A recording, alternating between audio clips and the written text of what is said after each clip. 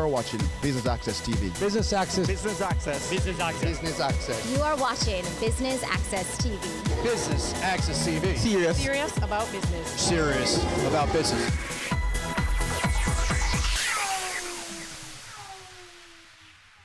Business Access TV welcomes you to our coverage of the Tech Beach Retreat Regional Roadshow Mixer right here at Regis in New Kingston under the theme, The Future of Tech in the Caribbean. I'm your host, Amita Pasadbe. Please stay tuned for highlights.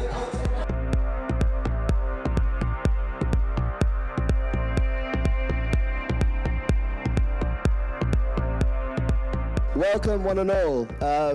Firstly, apologies. I was planning to wear my tux today, but we were really working up to the last minute before you came to get this center up and running. There's still a few minor touches for us to put on, but I hope you like what you see.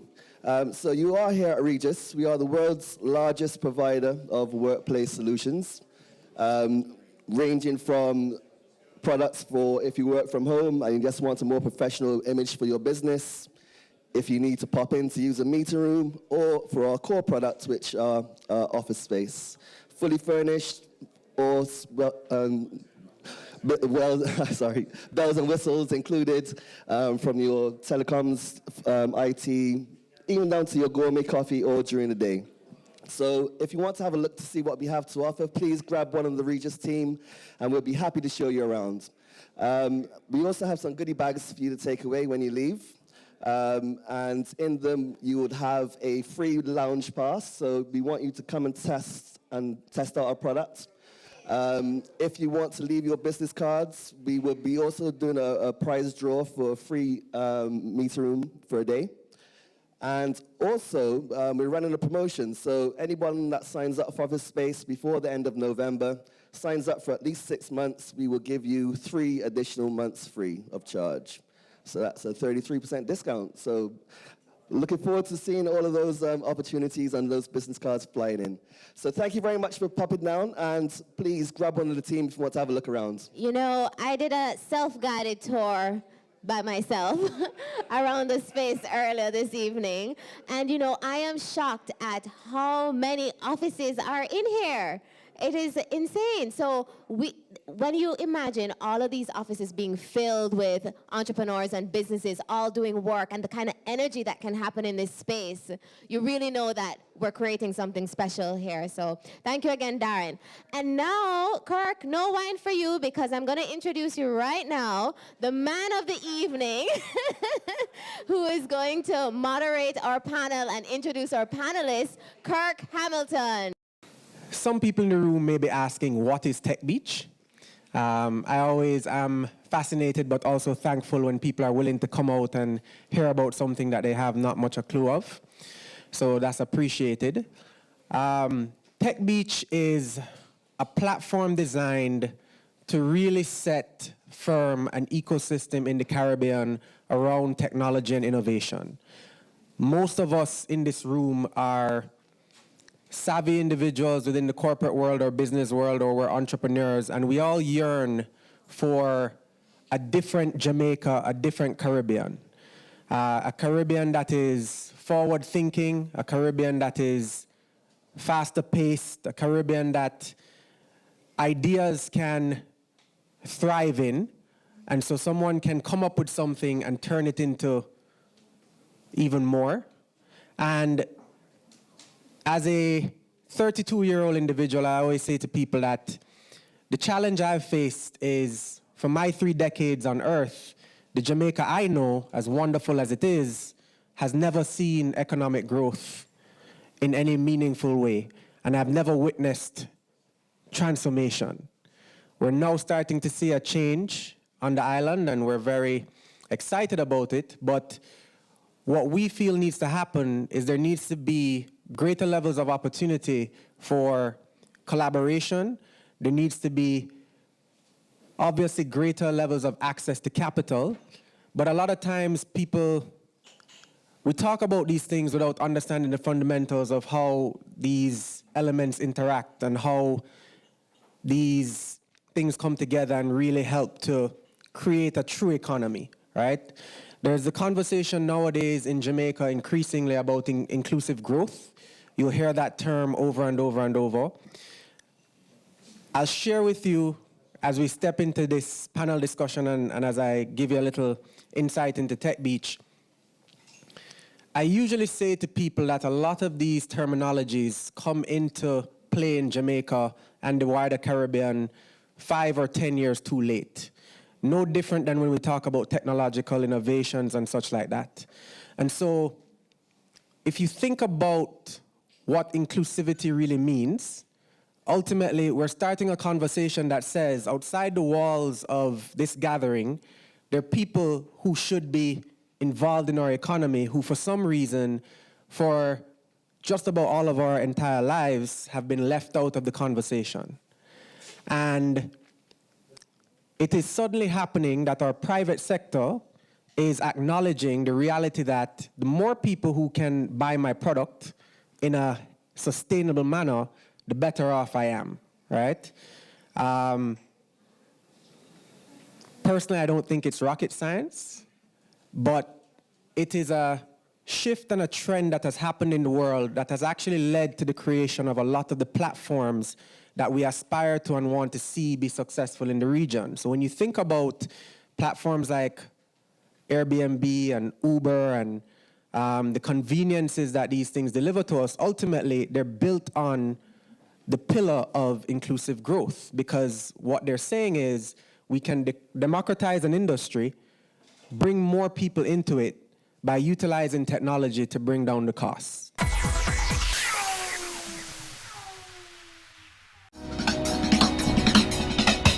Cameo brings the creative industries to life, highlighting creatives in different fields each week. Art. My life surrounds art. I breathe, I eat art. Fashion. Food. Without a customer, we're nothing but four walls. Music. Film. Cameo, only on Business Access TV.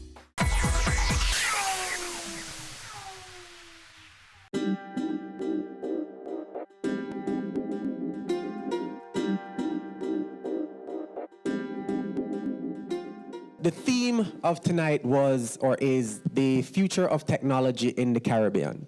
And I'll just go ahead and try to shape the conversation, but ultimately, you know, within Tech Beach, we deal with a lot of emerging technologies that seemingly are shifting the conversation and changing the landscape around the world. And what we really want to look at this evening is, where are we now? Where can we be? And I don't think it would actually hurt to discuss a bit where we're coming from. And I'll just set the tone by saying I think we've come a long way despite the way that we have to go. I recently started my own tech company, Innovate 10X. I do believe it's a world of digital opportunities right now. I've had left my safety of my 9-to-5 job. I had a very senior position at JMMB. And I think it was about time for me to look and see where I could actually, you know, see where I could make use of these opportunities. And the way I see it now, especially in the Caribbean, and I'll include the Latin American market, you're talking about 40 million people, right? And most of the solutions, digital solutions worldwide, if people buy them and try to implement them, they typically just don't work. Because what works in another country, their unique situation, is different from what exists in the Caribbean. And therefore, I see where there are opportunities for us in the Caribbean to still learn from what's going on elsewhere in the world, to partner with those that have actually gone before us and bring those solutions to the region. Being within the ICD group, which you can explain to folks the makeup of the ICD group, but being within an organization like that has been around for a long time, you're charged with leading transformation there, which includes a digital focus. I guess at an enterprise level, what do you see happening, especially within an enterprise level organization that has been around? Right. Okay, so thank you. Hi, everybody. Hi. Okay, everybody's plugged in, great.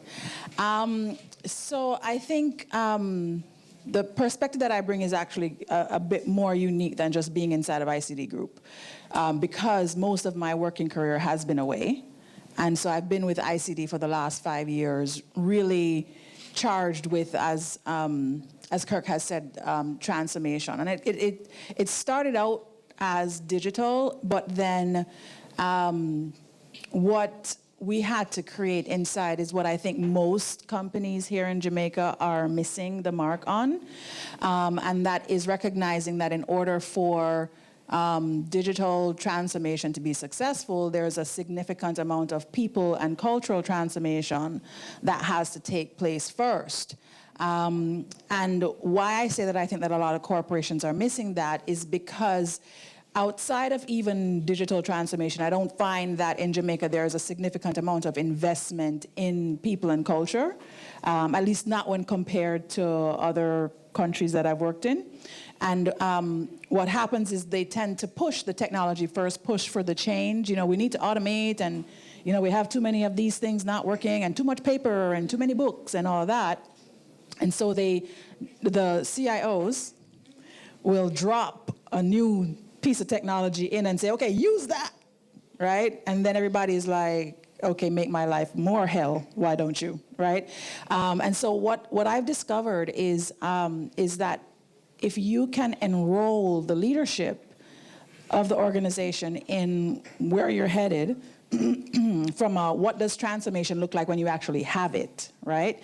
Then you can help with getting the people that have to actually deliver that transformation to help you get there. Lauren, I'd like you to give us, from the kind of startup perspective, especially in the age of bringing in completely new solutions into the market, what you see happening in the landscape and how you see things going at the moment. All right, thanks, Kirk, and good night, everyone. So I'm Lauren Peart, and I'm the CEO of Blue Dot, and we are a decision support services company. In other words, we provide insights via research and data to our clients. You asked initially, where we're coming from, and I think that, like you and I had discussions before, I think it's never been a better time to be an entrepreneur in Jamaica right now. I think there's a lot of opportunities that are present now, especially that were not present when I started Blue Dot 4 years ago, or even when I first went to the Branson Center in 2013 as a little hustler. So just things such as venture capital or angel investment or even just capital and was non-existent. And now we have all of this capital that's available for young entrepreneurs like myself. SSL, they just invested in us, thanks Lamar. And the outlook is really good. What I would get to know is, I think everyone on this panel can actually give some insight into technologies that you think will drive the transformation in Jamaica. And this is definitely very open prediction, this is not a class, but I would love to hear from you all, as we hear about things like artificial intelligence and the blockchain and such like that. Before we get into that, I always have to raise this issue. So in Jamaica, it is nearly impossible to register IP that is not a portion or some sort of mechanical device, because the Patent Act is from 1860-something. So I think that's a good segue, because that is a prohibitor of tech here. It is nearly impossible, and I'm hoping that some people help me to lobby the government for that, from that point of view. Okay, great. So I think that it's really more basic types of technology that are going to really kickstart things here. And I say that because, I brought Lauren in a couple of times to pitch to different entities within the group. So for those of you that don't know, ICD has 9 groups within the portfolio now, right? And for the more traditional legacy companies, data is really, really, really important. And so I find that any type of technology that has to do with business intelligence or analytics.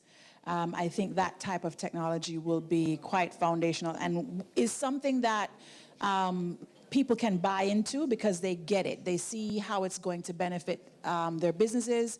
And so I think that he's actually in a great space. So anything that is doing analysis, I think for sure. I think cloud technologies is where it is.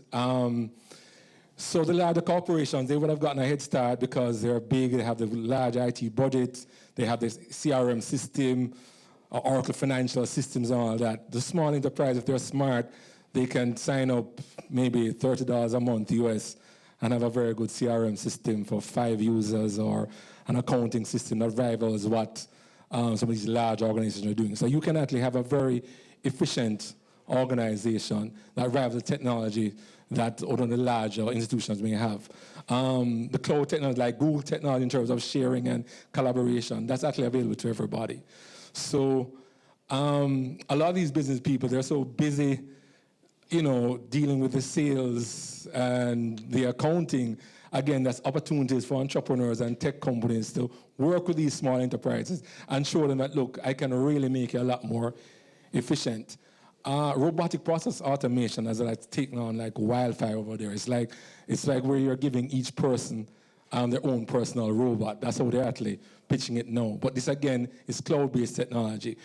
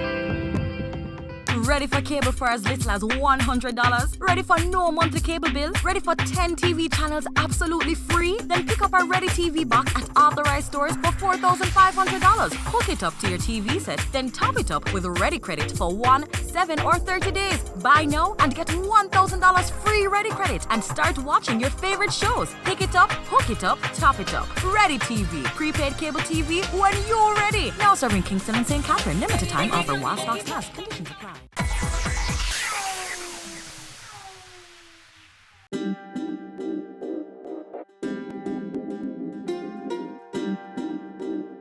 Regis is the global leader in service offices. So service offices here at Regis is all about flexible workspaces and flexible working. So businesses, young startups, entrepreneurs, or existing businesses who are looking for ready-to-use serviced offices where you pay one invoice a month and it's all-inclusive. This is the place for you. Whether it's a 4-person outfit or a 20-person business, you can get an office for a day, for a week, for a month, for a year, and our office space is our core product. On top of our kind of core product of office space, we have the virtual office where we will manage your mail, we will manage your answering, we'll manage your telephone, so telephone answering, mail management, and depending on your level of needs, your level of requirements, we have different types of virtual office products. We also have meeting rooms, so clients in the center who need a boardroom or need a project meeting room, they can rent that for a half a day, for an hour, for 2 hours, and they get a discount as clients here. But it's also open to non-clients who need meeting rooms and want a very professional and productive environment. We provide that service too. And then we've got Business Lounge membership, and that membership allows you access to 3,000 Regis lounges right across the world. So if you're a member here, if you're in Miami or London or New York or Singapore, you can go to Regis Center, you'll turn on your laptop and you'll connect to the Wi-Fi seamlessly. In addition to that, we've got co-working if you just want to rent a desk by the month. We also offer that service. So there's a lot of flexible working solutions and workspaces for the modern day business person, the modern day businesses. So when you look at what we have in our centres in Barbados or in London or in Trinidad or in Hong Kong, we get a diverse mix of businesses. So we're very excited about launching here in Jamaica, launching here in New Kingston. And in a few weeks' time, we'll start to see the community here develop, and we'll start to see a nice thriving business centre happening here. With it's going to be very interesting, the types of customers and the types of clients we get coming in our door. So tonight we explored what is happening in the global landscape from a technology and innovation perspective, and the possibilities for development here in Jamaica and the wider Caribbean. How these new innovations are affecting the global business environment, how it's affecting us. Ultimately, we started a discussion on how people in the Caribbean can start building their own solutions, what needs to happen for companies to start going from zero to big enterprise in little to no time, in the way that we've seen things happen with organizations that we all know like Airbnb, Uber, and such like that, which in many cases didn't exist 10, even 15 years ago. Ultimately, what we offer is an all-inclusive campus-style environment where the best in the Caribbean meet the best in the world. And the idea generally is that people are able to connect in a very meaningful way. It's a very immersive experience. We primarily explore emerging technologies, right? So we've sparked a conversation that is not very typical in Jamaica. Things like blockchain technology, robotics, artificial intelligence, augmented reality, virtual reality. But we look at them from a very practical level. What is happening in business, how things are shifting, and what we are known for is our ability to attract the best in the world, the best in industry in these spaces, right? Including, of course, our very own best in Jamaica and the wider Caribbean as well, right? So some of the speakers include people like Michelle Romano, who's a Dragon on Dragon's Den, and also the founder of a company called Clearbank. Founder of Vonage, a gentleman by the name of Jeff Pulver, who's joining our platform for the second time. We have people coming from companies like MasterCard, Airbnb, Google, Facebook, and such like that. We actually have an official Facebook workshop happening at Tech Beach for digital marketers. But then on the other side, we have people like Nadine Matthews from NCB, who's leading the transformation of Jamaica's largest bank. We have people like the CEO of JMB Bank, Jerome Smalling. We have the CEO of BCIC Insurance, which is doing they're doing a lot of interesting things in the insurance space. A gentleman by the name of Peter Levy. So we also tend to look at what is happening on the ground and try and bring those conversations to the table as well, and give them a global platform to share what they're doing with the rest of the world. So we're here tonight at the Tech Beach Retreat. Mixer, your thoughts? I thought it was amazing. I mean, what Tech Beach is really good at is bringing the discussion that's happening at Silicon Valley and other places to Kingston, to Jamaica, and we did that again tonight. I mean, we talked a lot about how can we incorporate blockchain and AI into technology and into companies in Jamaica, and the insights that the panel gave were really, really good. So, all right. Talk to us about Tech Beach itself. You've been before. What do you think? I've been every year that it has happened, and every year I can't walk away from the panels that are there, because it's so engrossing to have the quality and the caliber of the people that are discussing at a very high level these changes that are going to affect every single human being for the next 10, 20, 30 years.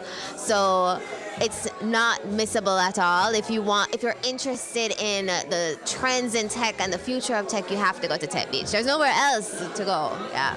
The center, Branson Center officially moved to Kingston in 2017 after being Mobay since 2011. How was the transition and why? It's been really fantastic because 70% of our entrepreneurs are actually based in Kingston, all of our partners, the media, etc. So we feel like we've really had more of an impact, and we're more integrated into the entrepreneurship ecosystem being based here in the business hub of Jamaica. And I think we actually also changed our strategy to target scale-up entrepreneurs, growth stage entrepreneurs instead of startups, and that has had really amazing results. Lauren is one of our entrepreneurs. He was on a panel here. He got a great investment this year from SSL Ventures too. And we have a lot of other entrepreneurs like that that are investment ready, and you're going to see a lot more of them in the coming months. What are your thoughts about the Tech Beach Retreat Mixer this evening? I think it's excellent. This is my first time here at the Mingle, and it would be my first time going to the retreat soon. I feel like it's a family here, brothers and sisters, very like-minded persons, and I'm excited to learn. I mean, I'll contribute where I can, but it's really about learning and sharing where we can, you know. As someone that has a tech-based business, what would you say are some big challenges that are facing, I guess, startup businesses within the technology industry? Well, you know, a lot of one of the challenges, especially for small businesses, is knowing what is out there. So researching what's the best systems available to you to meet your needs. From a simple point-of-sale system, there are so many out there you can buy, from the hardware to the software, etc. Those are challenges in and of itself. Another thing that maybe, you know, companies don't really pay close attention to is like security. To be really conscious of the risks involved with what you do take on board with your business. So there are a number of others, but those are two ones that jump to mind. So talk to us about Growth Tech. What is it that you guys do? Well, Growth Tech is a company that was conceptualized in 2016. So what we're doing is pretty much spreading connectivity in Jamaica, making connectivity like oxygen available to everyone everywhere.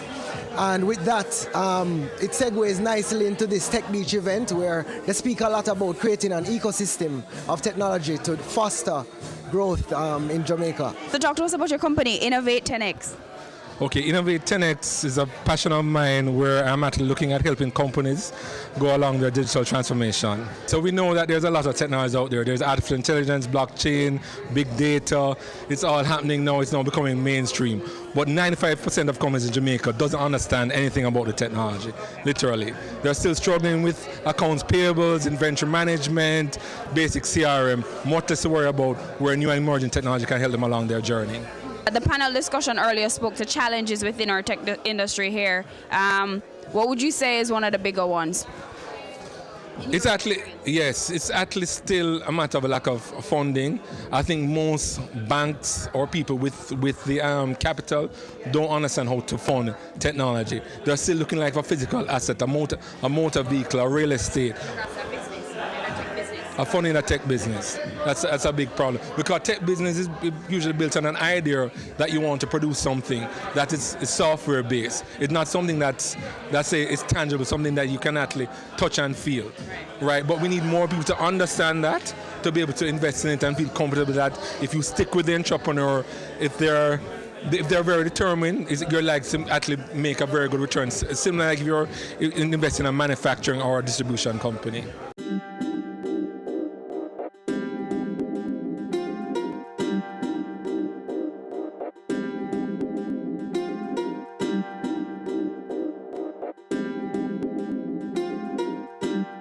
And that's it for Business Access TV's coverage of the Tech Beach Retreat Regional Roadshow Mixer right here at Regis in New Kingston. I've been your host, Amita Pasadweb, and thanks for tuning in. You're watching Business Access TV, serious about business.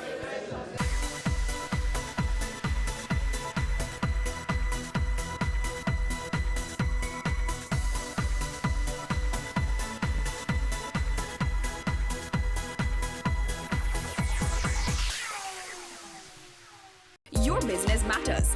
Business Access TV offers you the most innovative and effective advertising solution for your business, specializing in B2B sales, cost-effective solutions, the customers you want, the repetition you need. No matter the size and nature of your company, your business matters. Call us at 876-618-2870 or email us at sales@batvja.com.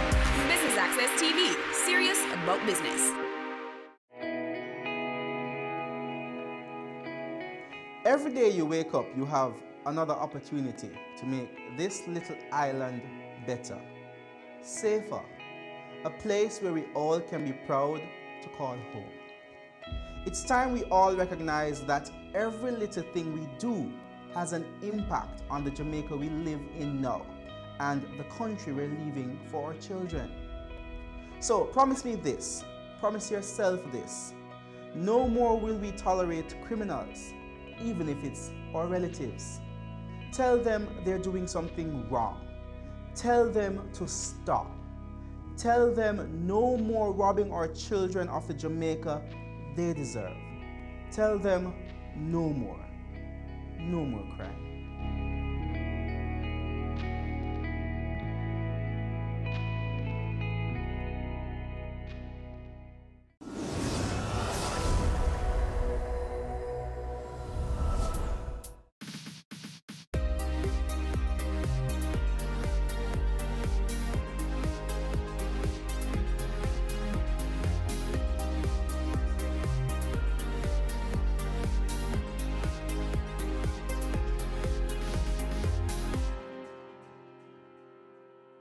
In the words of Nelson Mandela, education is the most powerful weapon you can use to change the world.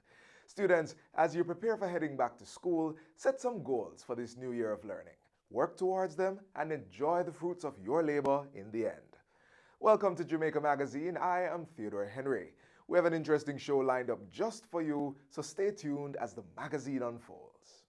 Sign with me. 1, 2, 3, 4, 5, 6, 7, 8, 9, 10. Sign with me. Back to school is right around the corner, and shopping is top priority now for parents. Get the Facts this week focuses on the Consumer Affairs Commission, the entity responsible for ensuring that you stay safe in the retail space.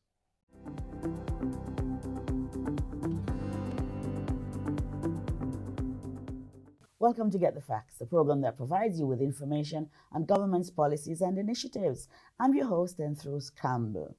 Making a purchase can be a wonderful experience, but if you're not careful, it can also be very disappointing. To help caution our activities is the Consumer Affairs Commission, and the agency's communication specialist, Dorothy Campbell, will take us through that process. Ms. Campbell, welcome to the program. Thank you for having me. So good to have you. Happy to be here. Let's start by you telling us about your function, your role and function of the Consumer Affairs Commission. Well, the Consumer Affairs Commission is the agency under the Ministry of Industry, Commerce, Agriculture and Fisheries that is mandated to protect the consumers. And how we do that is through education, through market surveillance, and through redress of consumer complaints. These are the three main platforms under which we function. Right. How do you go about educating the public? Well, first off, we try to use our legislation, the Consumer Protection Act, to educate consumers about their rights and responsibilities as provided in the Act. This is one of the avenues we use as a media, such as programs such as these. We also do outreach in tertiary and high schools as well as primary schools. We go to social clubs when we're invited, and we also invite ourselves to organization meetings and so on in order to sensitize persons about their rights and responsibilities. Right. So the visit to schools and colleges, I'm thinking, that is really active. It's very active. The outreach, the Director of Research, as the Director of Field Operations, is responsible for outreach activities. And while we're constrained by finances as well as the kind of human resources, we do a fairly good job of going out to high schools, even technical training schools such as HART. We're ever present. And we do go to devotions, training institutions and so on to ensure that it's a generational kind of education. So younger consumers are aware of their rights and responsibilities. Right. And you also conduct market researches, right? That's the core of who we are, is the market research, because our market surveillance ensures that there's a stabilization within the marketplace. And how we do that is that we ensure that the information that we collect on the market is distributed widely among the consumers. For instance, our petrol survey, we go across the entire island to monitor prices at the petrol at the pump. We do that for groceries as well, for some critical items selected by... How often? We do that once per month. We try to publish at least the majority or some parts of the information. We no longer publish all. It's very expensive, but we have found other platforms to share the information. So while we may publish in print some of that information, we use social media, our website, the digital media, and we're currently working on an app to help consumers to access the information. So the information you published in print, that is every month? That's monthly. And all the newspapers? Both newspapers. Both newspapers, right. Yes. Dailies, both the dailies. And that's at the end of the month? What part of the month? Well, that schedule sometimes varies because of not only the availability of the data, but sometimes the verification of the data takes a little while. We do this digitally, so it's uploaded immediately to our database when the survey officers go out. However, we do not publish until every single piece of that data is verified.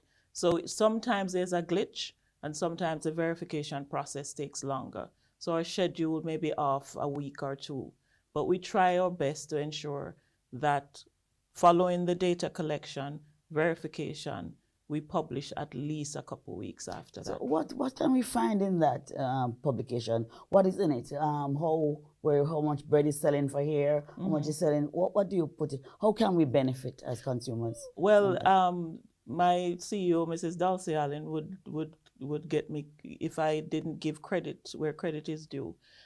The Honorable Carl Samuda, in another jurisdiction when he was our portfolio minister, the brainchild of the consumer alert in that stoplight production, red for highest prices and green for the lower prices, that's his brainchild. And what we did, it was during the period of high prices, and what we did was to establish a kind of countdown. So across the parishes, we select the major shopping points for consumers, and we select those items from the critical basket that the Planning Institute of Jamaica selects as the items critical to Jamaicans, and we monitor those prices. So each supermarket or wholesale, it is identified, the prices, where you get the highest, where you get the lowest. And it was a critical tool in stabilizing prices, because no outlet wanted to have a red mark in their box. So it was really functional, and it still is. Yes. So are people using it really? People, do you know? People are using the price inquiry tool, which is another area on our website where you can go, select the parish, select the item, check the price, and do a comparison to the month before or the year before. A lot of students, tertiary students who are doing economics and other areas of study, they also use the data to do comparisons. Okay. So the consumers themselves, they also, especially for our annual textbook survey, which is also published under that consumer alert tool, they also use the information for monitoring prices of textbooks. All right. Textbooks, yes, we'll come to that. Talk to us about your complaint resolution services. Well, the complaints resolution services is something that we constantly try to encourage consumers to utilize. We have this attitude in Jamaica, we can't bother, and we let it slide. However, we try to encourage consumers to complain more often than the last quarter. We had 121 complaints. We want more. What happens is, when there is a kind of anomaly, or if you feel somehow that you've been wronged in the marketplace, you go back to the provider of service, the vendor, you state exactly what the breach is or what you think you've been wronged. You then seek some kind of compensation, redress, or refund. If that doesn't work, then you come to us at the Consumer Affairs Commission. But we always encourage consumers to seek first a kind of relationship with the vendor. Find out, let them know what went wrong, try to resolve it. If not, then you come to us to file a complaint, and we do the investigations. Okay. We'll talk about filing a complaint in our next segment. We're talking consumer protection with communication specialist at the Consumer Affairs Commission, Dorothy Campbell. We'll be right back.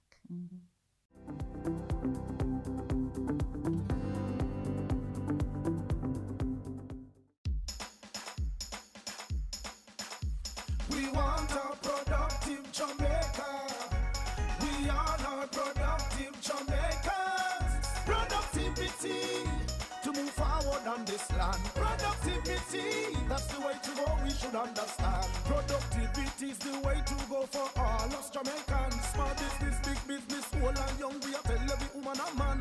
We want growth and prosperity, free a better nation with a building plan. So we can build our product and sell our product and put more money in our hand. Our economy can rise to a level and build a better nation. Productivity to move forward on this land. Productivity, that's the way to go, we should understand. Productivity, to move forward on this land. Productivity, that's the way to go, we should understand. Productivity.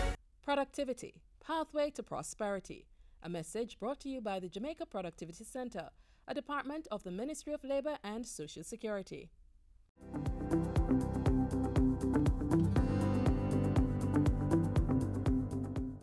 Welcome back to Get the Facts. We continue our discussion with communication specialist at the Consumer Affairs Commission, Dorothy Campbell.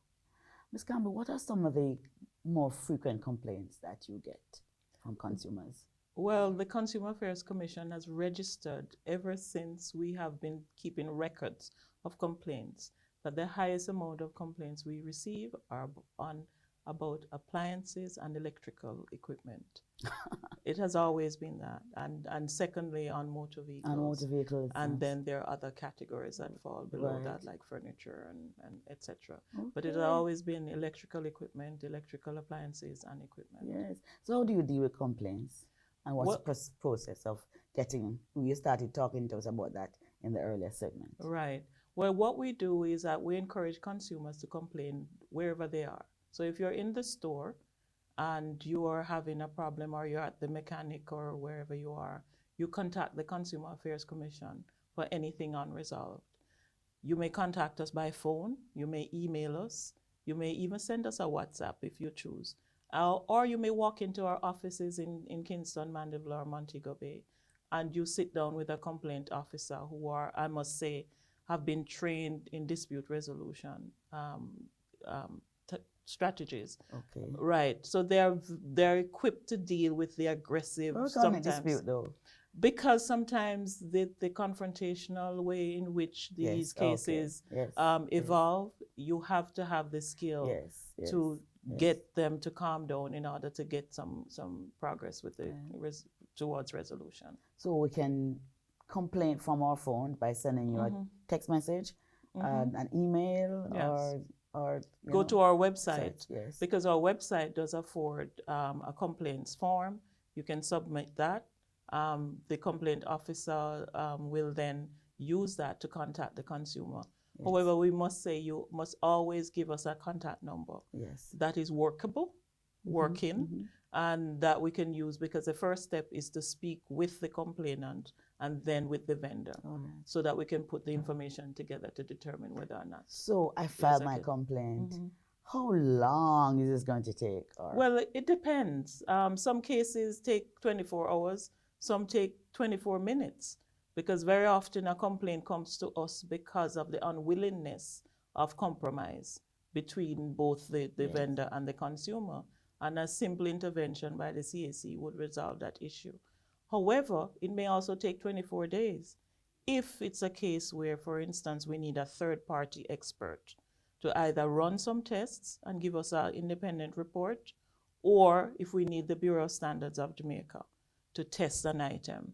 So it depends on what the nature of the complaint is about. So you have a set time within which you start the process. Right. And that would be... A consumer can expect a call back if they submit a complaint within a day or two. Most consumers will receive a call within a day or two. Yes. But we do have a standard within the office that the process would go within 9 days. However, if the vendor is not responding to our queries or our demands, depending on the level, then it will extend the period of investigation. So we're in back to school shopping period, you know. Everybody's out now shopping, busy. What are some of the advice? What advice will you give people who are shopping now for school books, for shoes, for all the things you need for your children? Well, the first thing that the Consumer Affairs Commission advises parents to do is to shop at home first. So you do your research at home, because going out to shop means that you would have done your comparative shopping. You've already located the best prices, where you're going to buy what, because the one-stop shop sounds convenient, but it's not always the best way to go about it. So what we try to do is we offer the annual textbook survey, which is the database comes from the Ministry of Education. It gives us all the approved texts. We then verify those texts in terms of publication, edition, etc. And then we go, we have our field officers, our survey officers go to the bookstores to verify availability and price. Once we have done that, we then determine the publication and we do our analysis. The research department, they're working very hard right now to go through the data to ensure that the books that they have are the books that have been approved, and even the approved list are the matches back to the list that the schools So edition 15, you have to buy that because edition 14 would be different. Exactly. Yes. Let's move now to buying shoes. When we're buying shoes for the children, we should not go.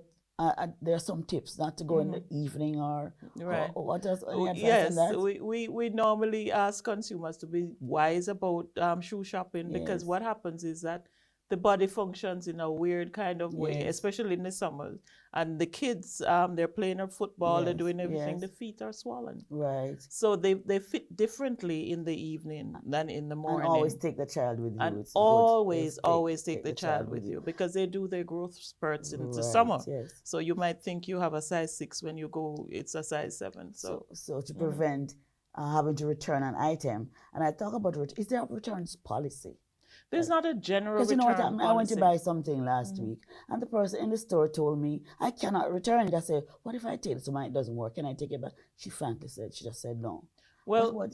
There's no general return policy that we can impose on a vendor. However, if you have bought an item and that item does not function in the manner in which it was, then the CAC will step in and say to that vendor, the consumer has a right. Yes. Not if you don't like it, if you don't like it again. No, we don't arbitrarily defend the consumer on just a trivial thing as I don't like the color or I changed my mind or no. But if it doesn't function. But if it doesn't function or it's a substandard good, or for instance, you buy a wedding dress and it doesn't fit properly for your wedding, a reasonable vendor will understand that there must be an exchange at this point because of the critical purpose of the item. Yes. So it takes a matter of reasonableness between the vendor and the consumer. And very often, that's how we get to intervene. Yes. And we resolve issues based on just reasoning with the vendor to say, you need your customers. Yes. So as we wrap, just remind us what to do if we need to get to the Consumer Affairs Commission. Well, first you can do the traditional snail mail, but you may email us. You may call us at 876-906-5425. You may hit us up on Facebook and send us a message, or you may go to our website and send us, go on our complaints resolutions form, or you may send us an email at info@cac.gov.jm.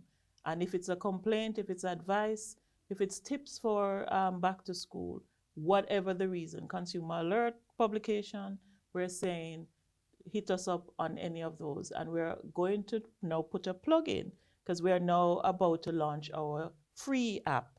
So we're asking persons to go to the Google Play Store, download the CAC app, and you will get your consumer alerts, you will get your news about any food safety issue, etc. Okay, one last thing. Where can persons access the textbook survey? Well, that has not yet been published, but it will be published partially on our website at www.cac.gov.jm, and we are hoping to partner with some publications to ensure that consumers are able to get that. But we say to parents, they can call us, and we can access whatever parish, location, bookstore for the prices on their behalf. Thank you so very much, Ms. Campbell. Thank you for having me. This has been Get the Facts, and our guest was Dorothy Campbell, Communication Specialist at the Consumer Affairs Commission. To watch this program again, log on to our social media handle, YouTube/WatchJIS, and stay connected via our website at jis.gov.jm. Until next time, I'm Enthros Campbell. Take good care.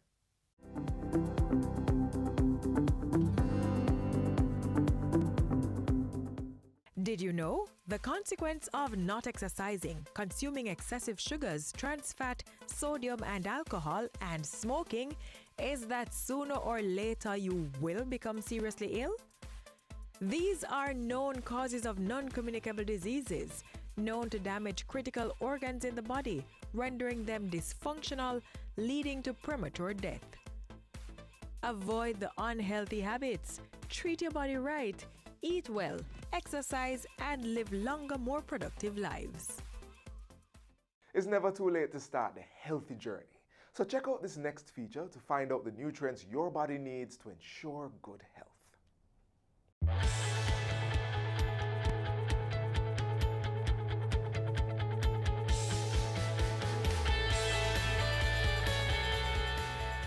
Eating healthy by having a balanced diet consisting of items from all the food groups and consuming the right portions is important to get the nutrients vital for disease prevention, growth, and good health. Essential nutrients are building blocks for the cells that make up the body, from bone to muscle, skin, and hair. One of the most critical ones is protein, which is made up of different amino acids, some of which the body can make on its own. We need a variety of proteins to function properly, many of which can only come from the foods we eat. Meats, fish, and eggs are essential sources from animals, while plant sources include beans, nuts, and some grains. How much protein you need daily depends on a variety of factors, including how active you are and your age. Carbohydrates are the main nutrients for fueling the body's energy needs, especially our central nervous system and brain. They help protect against diseases, but some carbohydrates are healthier than others. Some healthy sources include your fresh produce, such as yam, banana, breadfruit, and tubers, as well as whole grains, fiber-rich vegetables, and fruits. Less healthy sources include refined grains and products with added sugar. Fats often get a bad rap, but it's important to know that healthy fats are essential to our body's function. Fats aid in vitamin and mineral absorption, blood clotting, building cells, and muscle movement. Fats are high in calories, which is a measure of energy from foods, but the World Health Organization recommends keeping daily calorie intake from fat at under 30%. Including healthy fats, which are the unsaturated fats in your diet, can help balance blood sugar, decrease the risk of heart disease and type 2 diabetes, and improve brain function. Healthy fats are also powerful anti-inflammatories and can lower the risk for arthritis, cancer, and Alzheimer's disease. Some of the well-known unsaturated fats are the omega-3 and omega-6 fatty acids. Sources of these healthy fats include fish, seeds, nuts, and vegetable oils, olive, avocado, and flax seeds. Trans fats are to be avoided, and we should also limit our intake of saturated fats, of which the main sources are animal-based and include butter, cheese, red meat, and ice cream.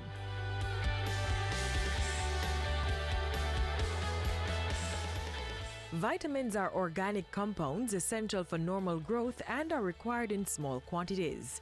There are 13 essential vitamins that the body needs, and these help lower the risk of diseases such as lung and prostate cancer. Vitamin A supports healthy vision, skin, and bones. Powerful antioxidants like vitamin C boost the immune system and helps the body heal. Eating a varied and well-balanced diet of fruits and vegetables should supply the body with the required vitamins. Minerals are also important nutrients needed for building strong bones and teeth. They help with regulating our body's metabolism and keeping us properly hydrated. The mineral calcium strengthens bones and teeth and helps with nerve signal transmission. It also helps to maintain healthy blood pressure and with muscle contraction and relaxation. Iron supports red blood cells and hormone creation, while the mineral zinc boosts the immune system and wound healing. The body also needs water, which improves brain function and mood, and acts as a shock absorber and lubricant in the body. Water also flushes our toxins, carries nutrients to cells, hydrates the body, and prevents constipation. Even mild dehydration can make us feel tired and impair concentration and physical performance. In addition to drinking water, we can hydrate ourselves by eating fruits and vegetables such as spinach and watermelon. Start treating your body right. As you grab your next meal, make sure you're getting all the nutrients needed in their right proportion.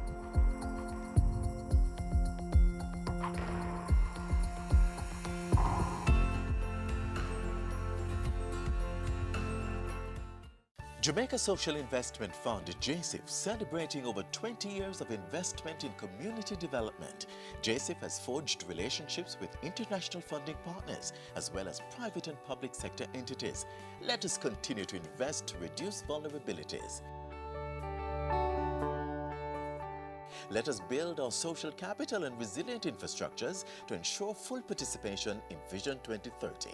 JSIF, investing for community development.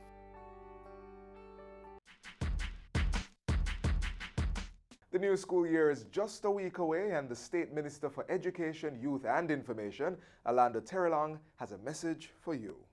I know sometimes many students get caught up in the hype of technology, and whilst technology is important, we must never forget ourselves. Some students get caught up in the latest cell phones. They want the latest Samsung, they want the latest iPhones, they want the latest Clarks, they want the latest bags, they get caught up in the material things that will fade.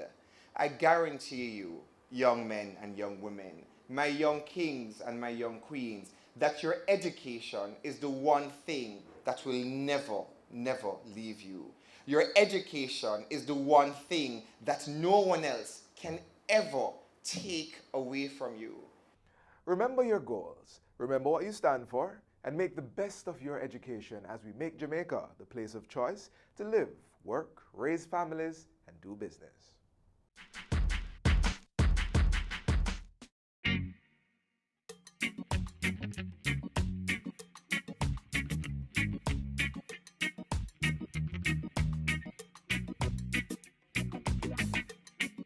Keep we island clean, so clean. From the peaks to the beach, so clean. No dirty up Jamaica, please don't do it. Keep we island clean, so clean. From the peaks to the beach, so clean. No dirty up Jamaica, please don't do it. No dash, no paper, no dash, no plastic. Dispose your garbage responsibly. No know how to recycle, learn it quick. And if you drop it, better pick up every piece of it. Plastics last forever, don't forget the bits. Cause when them touch the street, them end up in the sea. Collect pan the reef where they fish them feed. And when you want seafood, I eat your Keep eat. we island clean, so clean. From the peaks to the beach, so clean. No dirty up Jamaica, please don't do it. No dirty up Jamaica, no dirty up Jamaica, no dirty up Jamaica, no dirty up Jamaica. Thanks for watching another edition of Jamaica Magazine. Join us again tomorrow when we'll do this all over again. Send your feedback on today's show to jamaicamagazine@jis.gov.jm. Also, follow us on our social media pages. That's Instagram, Facebook, and Twitter. Download our app on your Apple and Android devices, and you can also visit our website at jis.gov.jm for more information. On behalf of the entire production crew, I am Theodore Henry. Thanks for watching.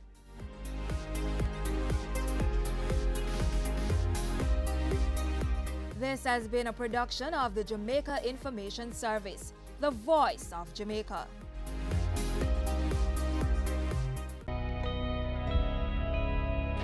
The business community has suffered tremendously due to extortion. Some have not just lost their businesses, their jobs, but lost their lives. This is extremely impactful to the growth of our country and to the progress of our people. We are our brother's keeper. Let's put a stop to this. No more use of force. No more use of fear. No more extortion. No more.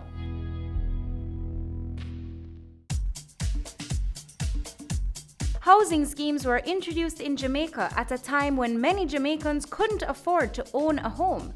Building houses in mass served to be a cheap home ownership option and has remained so. This week, we take a look at a company that has a legacy for such development.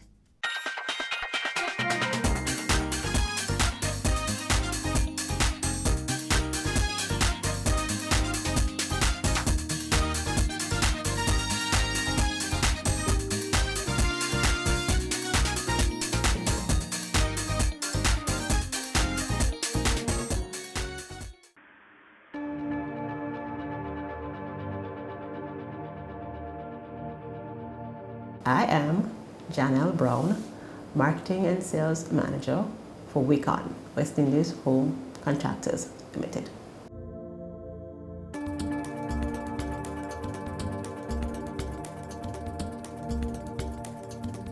Our Wicon homes, I think top of mind for me is value for money. They're also very practical and very functional homes that we definitely give serious thought to the market that we're targeting and what it is that they're looking for in converting a house to a home. That's our foremost thought when we put pen to paper and design the units and then we build them.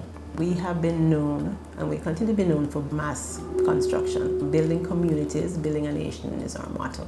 So for instance, if an individual comes to us and they have a lot or a piece of land and they want us to build on that property for them, we won't offer that service.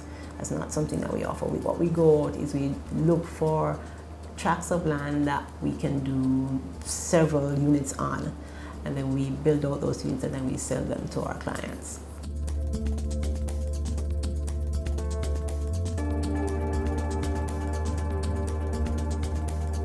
Wicon will be 60 years old next year, so we've been around for a long time. We've done quite a few developments that people will likely recall but not probably realize that it was us who did them. For instance, Mona was done by Wicon. Huendon was done by Wicon. Most popular, I think, would be Portmore. Most people will know that we did the first big development in Portmore. We transformed the housing industry during a time when most other persons were constructing single units. We went into mass production to create an opportunity for the average person to own a home. And that has been our mandate ever since.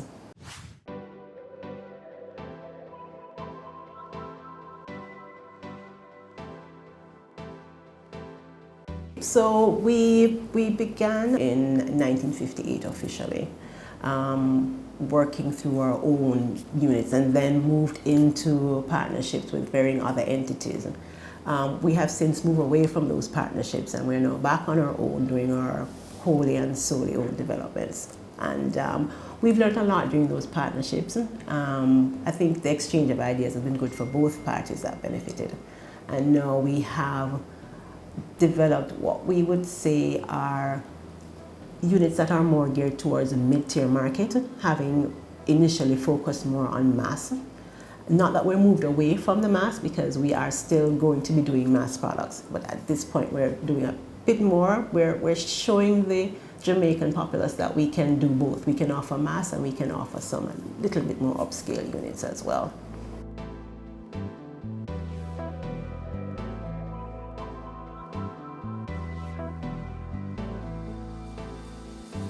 For the one closest to home, that would be Forest Ridge.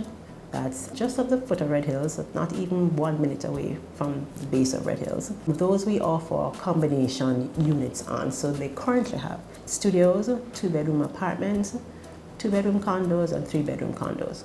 Those are more designed with a contemporary look and feel. So we're targeting that mid-tier, as I said to you before, and those have a breathtaking view of the Red Hills area, as you can imagine, because of where they're positioned.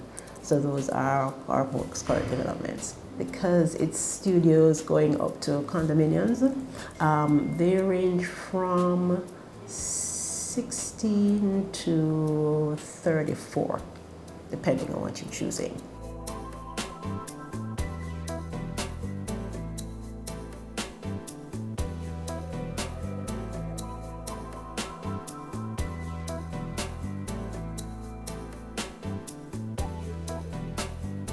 We have a development in Greater Portmore, that's the Bermond. Those units are semi-detached townhouses, 2 bedrooms, 2.5 bath. Those, as I had indicated before, one of the things that we were doing was going more mid-tier, and those would fall in that mid-tier. We have offered for those units a little bit more than what would normally obtain in the market. Those units come with water tanks and pumps fully installed already, so persons don't have to go and get that done. Because we know Portmore tends to have issues sometimes with water, so we ensure we have that in place. They also come with a solar water heater, solar panels, and we also have a PV 500 alternate power source for battery power source, so when the light goes, then you have a backup system that you can use as well. The prices on those are 15.2.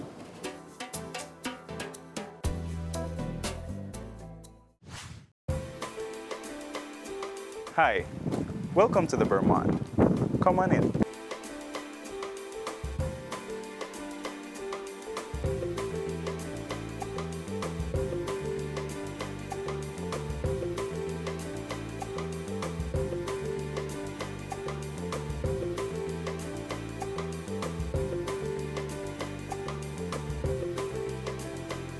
The development houses 76 units, of course 24-hour security, a community center, children's play area, and multi-purpose courts, mainly for basketball and netball.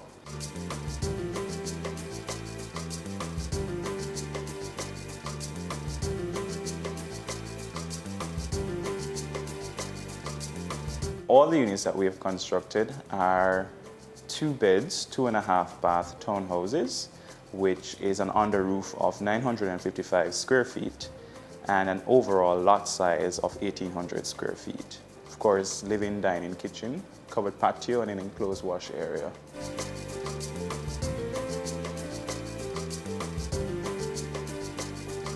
As we have gone green with this development, you will get a 800-gallon water tank, a solar water heater, and a 500-watt PV system where you would get up to 5 hours of solar system from the unit.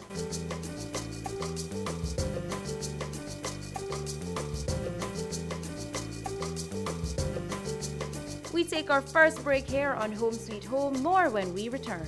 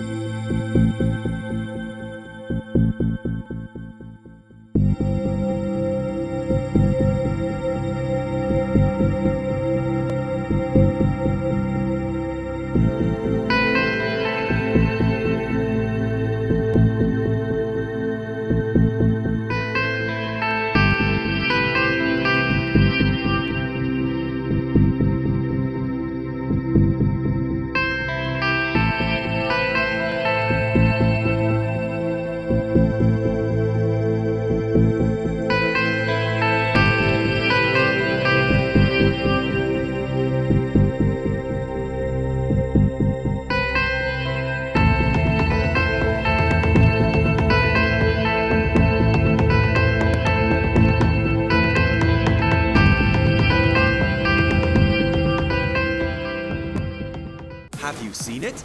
It's BATV Live. Live streams of business news weekdays at 7:30 p.m. Stay on point Thursdays at 8 p.m. with our Business Current Affairs show and Weekend Business Report Saturdays at 7:30 p.m. wherever you are. Log on to our Facebook page at Business Access TV or visit our website at batvja.com. Live and at your fingertips. Business Access TV, serious about business. Welcome back to Home Sweet Home. We've journeyed to Montego Bay to take a look at one of Wicon's newest developments.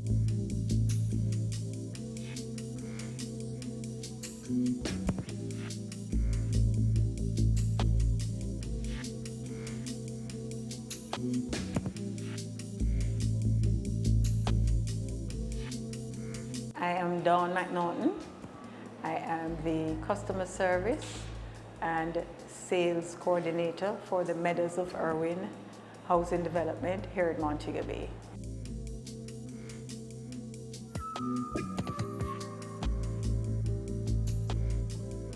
Irwin is just above the din of the city of Montego Bay. It's actually 10 minutes from Fairview. There is a country feel about being in Irwin. There are 4 phases to the development. We start phase 1, which was done several years ago. Then we did 38 unit houses on Northridge, 2 beds, 1 bath houses on Northridge. Then phase 2B, which consisted of 2 beds, 1 bath semi-detached houses and 2 beds, 1 bath detached houses. Phase 3 consisted of 2 beds, 1 bath detached houses. We are now in phase 4, which consists of a mix of 2 beds, 1 bath, 2 beds, 2 baths, and 3 beds, 2 baths detached houses. The people spoke and we listened.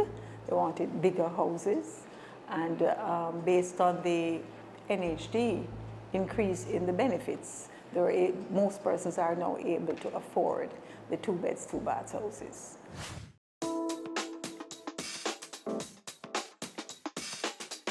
The square footage of the house, a 2-bedroom, 2-bathroom house, is 882 square feet. And I must tell you about that Wicon houses do have very high ceilings, so that makes the house cool. That's one of our main features. I find persons like it. Persons come in and say the area is quiet. You may see workmen around, but there is no noise, like there is no loud music, that sort of thing. It's quiet. So persons like it for that feature.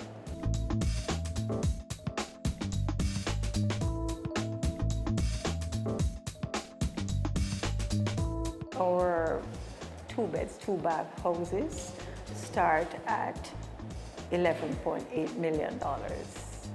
And our 3 bedrooms, 2 bathroom units start at $13.8 million.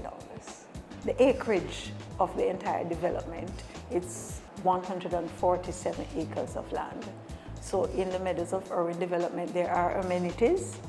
Amenities including we have green spaces, open areas, parks. There'll be 2 main parks, and within that there are also other green areas. They are already established. The football field, the multipurpose court, there is a clubhouse or community center, and a children's play area with play equipment installed. So the children and the community have been using the facilities already.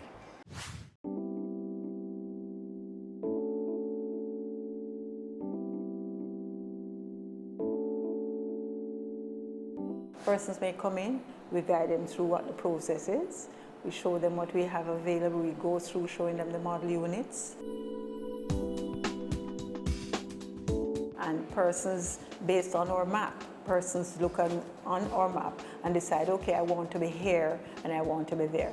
So based on what they're looking at or where they would want to be in the development, looking at 2 or 3 lots, we can work out immediately what they need to be qualified for and what they need to find out of their pocket. So a pre-qualification letter is tantamount to your purchasing a house in the Meadows of Irwin. So when we have that pre-qualification letter in front of us and it states what the person or persons are qualified for, and based on what their needs are and what they want to buy, be it a 2-bedroom, 2-bathroom house or a 3-bedroom, 2-bathroom house, we can do the calculations right then and there based on what they're qualified for to show the person what that person needs to find out of his own pocket in addition to what the mortgage company will cover.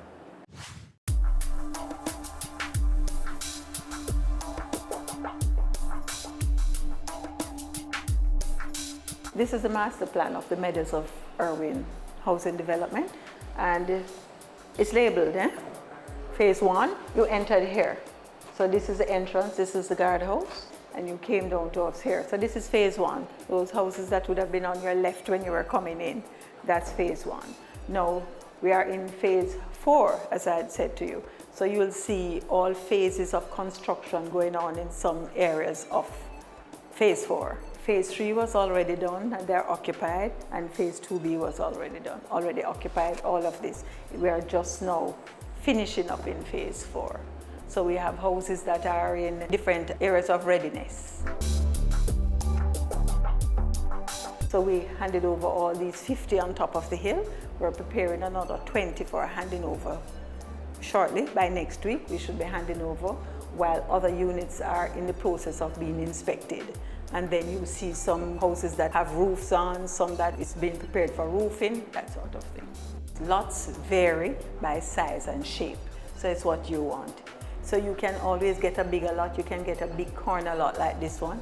Bear in mind that you're going to pay a premium price for being on the corner.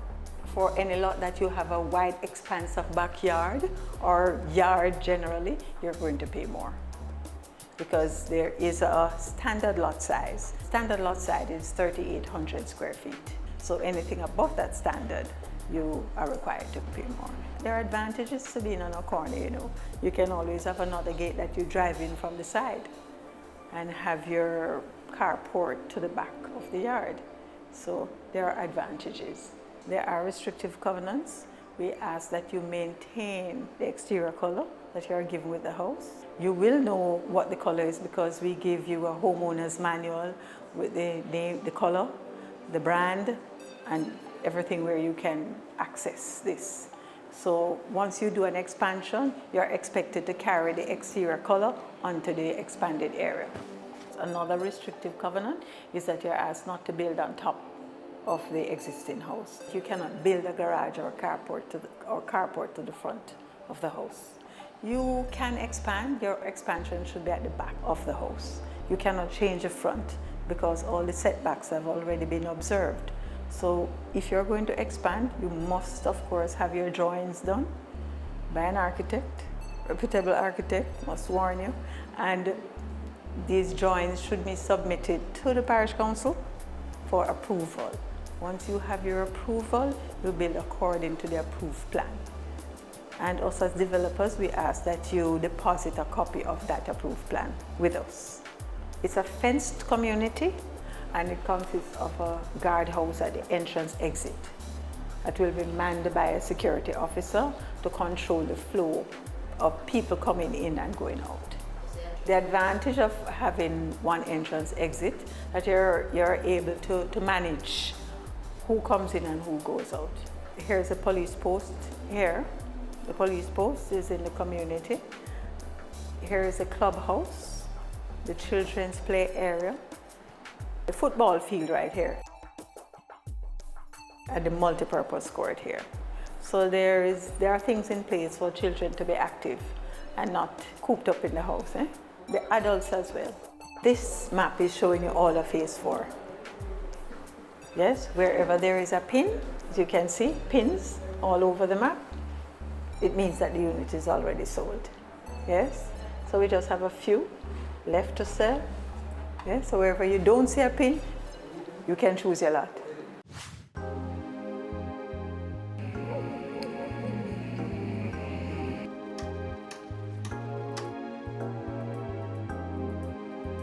My name is Carnell Campbell. I'm the project engineer for West Indies Home Contractors Limited.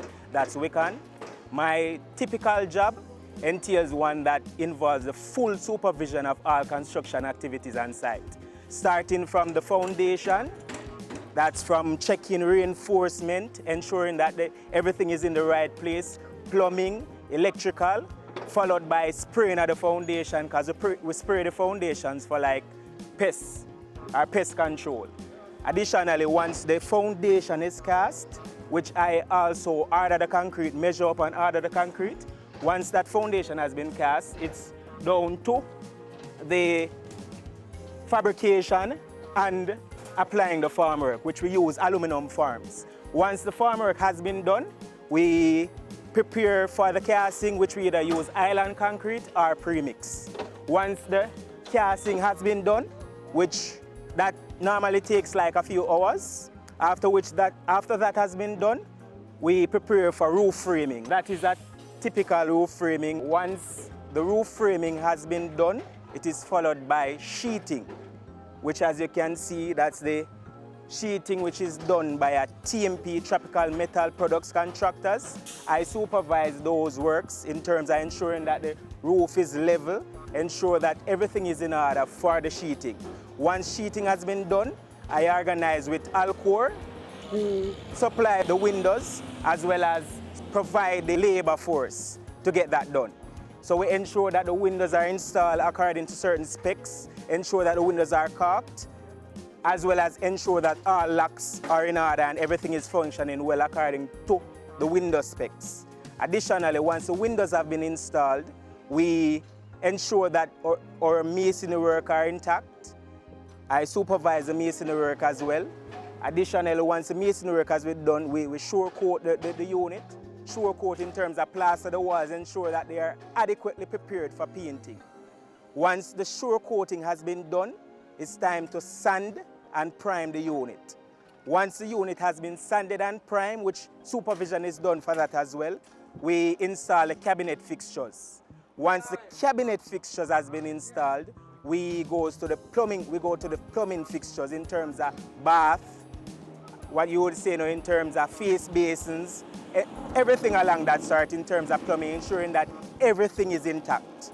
Once those works internally has been done, we prepare for the full handing over to the homeowners. So all the works that's involved in the construction of a particular unit, that is what I am involved in. Don't go anywhere. Home Sweet Home will be right back.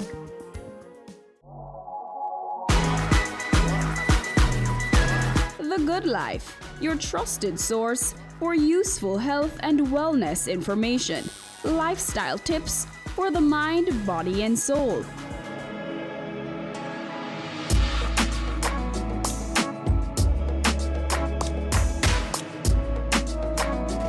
Tune in Tuesdays at 8:30 p.m. on Business Access TV.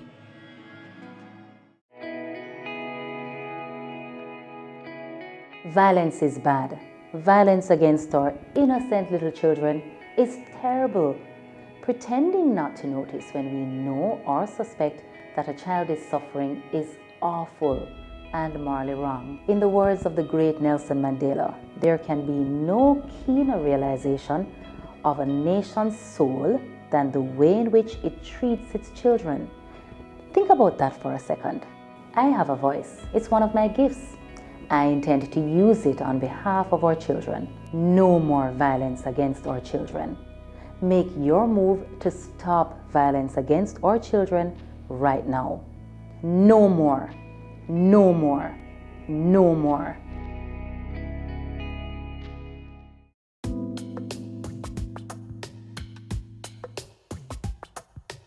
Welcome back. We're still here with Janelle, who will wrap things up on Week on Homes. For Meadows of Irwin, I mean, that has hit the market, has been on point with that market, because people, as you know, have been looking for that kind of a home. So they are really excited about it, and those units have been going pretty fast. Persons in the Mobile area are more looking for homes rather than studios or townhouses, because there's still, the culture is to have land space where you can do your planting and that sort of a thing. So you can do your extensions as well. So we made those fully detachable units because we know that's what the market demands.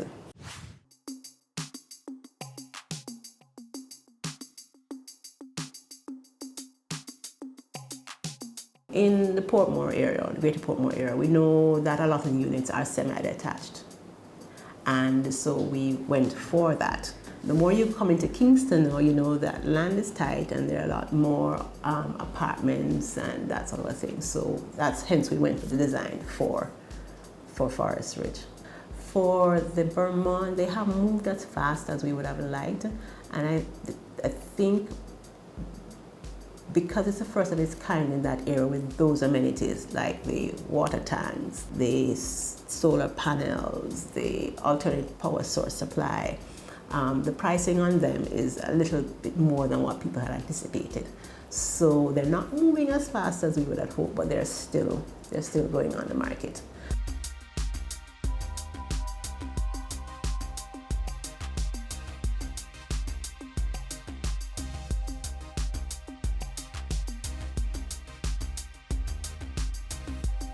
And then Forest Ridge, those are a little slow as well.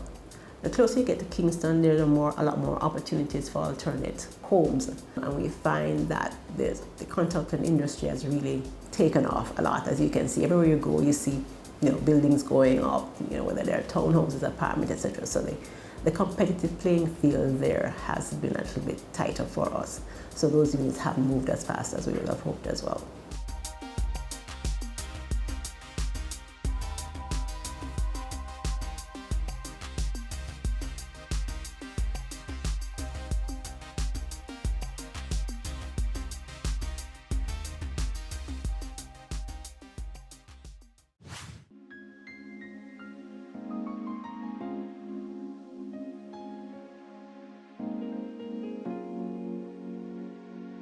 Our name has been our strength for quite some time and will continue to be, because we have revolutionized the housing industry, and I mean it's something that we continue to do. We always look for a different angle to present our units at. I mean, case in point is the Meadows of Irwin and the Smart Home that we have partnered with on that project with JPS to offer something different to our customers. So we're always looking for that edge, for that something little extra to offer our customers, to show them that, hey, we're thinking about you, we understand what your needs are, and we want to make sure that we're offering you what it is that you're looking for. We try to ensure that when we do hand over, that the community is in a position to sustain themselves. So we encourage the formation of a homeowners association, or what we call a strata, so that when we do finish handing over the units, that there's a structure in place to maintain the community and not have things fall apart after we go.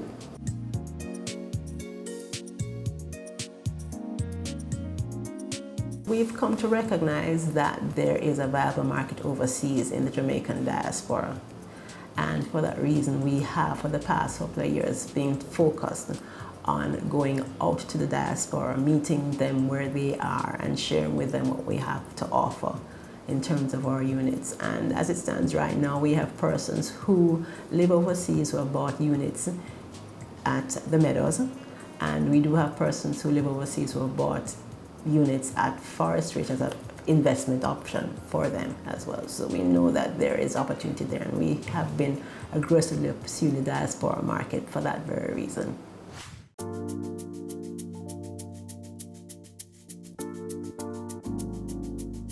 We know that owning a home is major.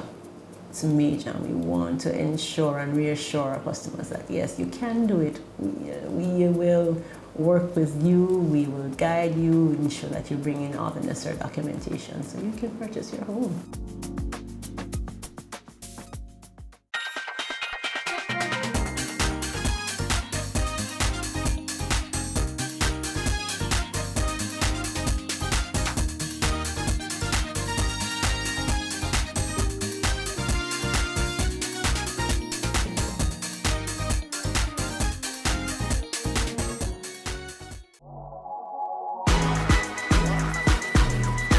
The Good Life, your trusted source for useful health and wellness information, lifestyle tips for the mind, body, and soul.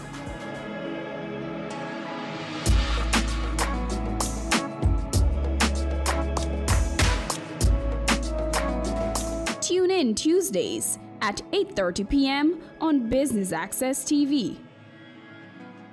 Ready for cable for as little as $100? Ready for no monthly cable bill? Ready for 10 TV channels absolutely free? Then pick up our Ready TV box at authorized stores for $4,500. Hook it up to your TV set, then top it up with Ready Credit for 1, 7, or 30 days. Buy now and get $1,000 free Ready Credit and start watching your favorite shows. Pick it up, hook it up, top it up. Ready TV. Prepaid cable TV when you're ready. Now serving Kingston and St. Catherine. Limited time offer while stocks last. Conditions apply.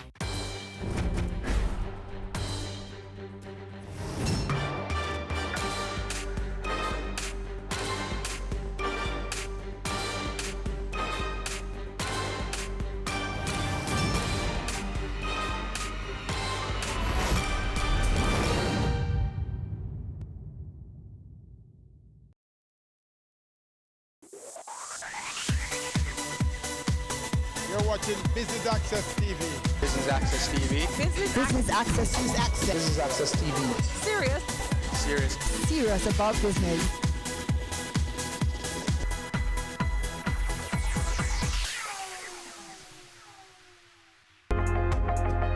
Business Access TV welcomes you to the Mona School of Business and Management, launch of the 4th Business and Management Conference.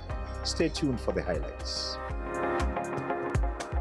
I just want to say that the Mona School of Business, of course, is the premier institution for master's and undergraduate learning and business education, providing cutting-edge consulting services, public policy research, and applied research to the many challenges that face our country, that face industries, that face institutions, and of course businesses, including small businesses. And so today we introduce a conference which will take on many of these challenges that all of these areas confront in the 4th Industrial Revolution, which is going to transform the world as we know it, and is actually now in force and taking even more rapid effect. The rate of change is changing very fast. Not just the change, but the rate of change is changing. So with those preliminary remarks, I again welcome you to this briefing and invite the convener of the conference, Dr. Indiana Minto-Coy, my colleague, to brief us on the proceedings. So as mentioned before, I am Indiana Minto-Coy, Senior Research Fellow here at the Mona School of Business and Management and the conference chair. It is my pleasure to welcome you to this launch event, which marks the MSBM's 4th Business and Management Conference. The conference itself will be held at the Jamaica Pegasus Hotel, July 10 to 12, 2019. And it's being held under the theme, Delivering on the Promise of Entrepreneurship, Critical Perspectives on Research, Practice, and Thinking in the 4th Economy. The choice of the theme, the conference theme, Delivering on the Promise of Entrepreneurship, is not a coincidence. Entrepreneurship has long been recognized as the foundation of growth and development, as well as of business, scholarship, and practice. For Jamaica and the Caribbean, entrepreneurship has assumed greater currency, with the government of Jamaica noting entrepreneurship and innovation as key planks for growth. Institutions such as the DBJ, in partnership with the IDB, have increased their activities in this area, including as it relates to funding and exposure through venture competitions, among other things. Organizations such as the JBDC and the Jamaica Stock Exchange, who is represented here today as well, have been playing a pivotal role in fostering an environment in which entrepreneurship can thrive. The number of entrepreneurship training and competitions have also increased. Indeed, the staging of the Jamaica National Social Enterprise Conference in 2017 and the launch of the Jamaica Social Exchange marks the expansion into the social sector and a recognition of the power of entrepreneurship in developing the social economy and in fostering community empowerment. Taken together, these initiatives point to the development of what we suggest is a 4th economy, with much promise for economic transformation in Jamaica. The Mona School of Business and Management is mindful of its role in fostering the development of this 4th economy, the entrepreneurial economy. First, by providing a space for constructive dialogue and training, and secondly, by addressing what we recognize as the absence of literature in this area, particularly as it relates to small developing states. This MSBM has already advanced, significant on this mandate. This through, for example, our VC Hosang venture competition, our degree and training programs in entrepreneurship, and our championing of entrepreneurship across the university. And so, it is only fitting that as an entity, we also play a leading role in bringing together the major players in Jamaica's entrepreneurial ecosystem. In fact, research on entrepreneurial ecosystems speak to the importance of policy We have the minister here today representing that arm. It speaks to facilitative institutions and organizations. We have the DBJ, the JBDC. It speaks to the importance of investors and platforms to facilitate investments through, for example, the Jamaica the Jamaica Exchange, Stock Exchange, and the Jamaica Social Stock Exchange. Thank you, Michael, for coming. The importance of the private sector is mentioned as well, and we have New Fortress here, who represents that arm. And we have on our program, as we'll get into, Mr. Joseph Matalon, representing those from the private sector who have garnered years of experience and who can act as mentors for entrepreneurs. Given the nature of our context as small island developing states with successful multilateral partnerships, it's also fitting that we have the IDB, an integral player in that ecosystem as well.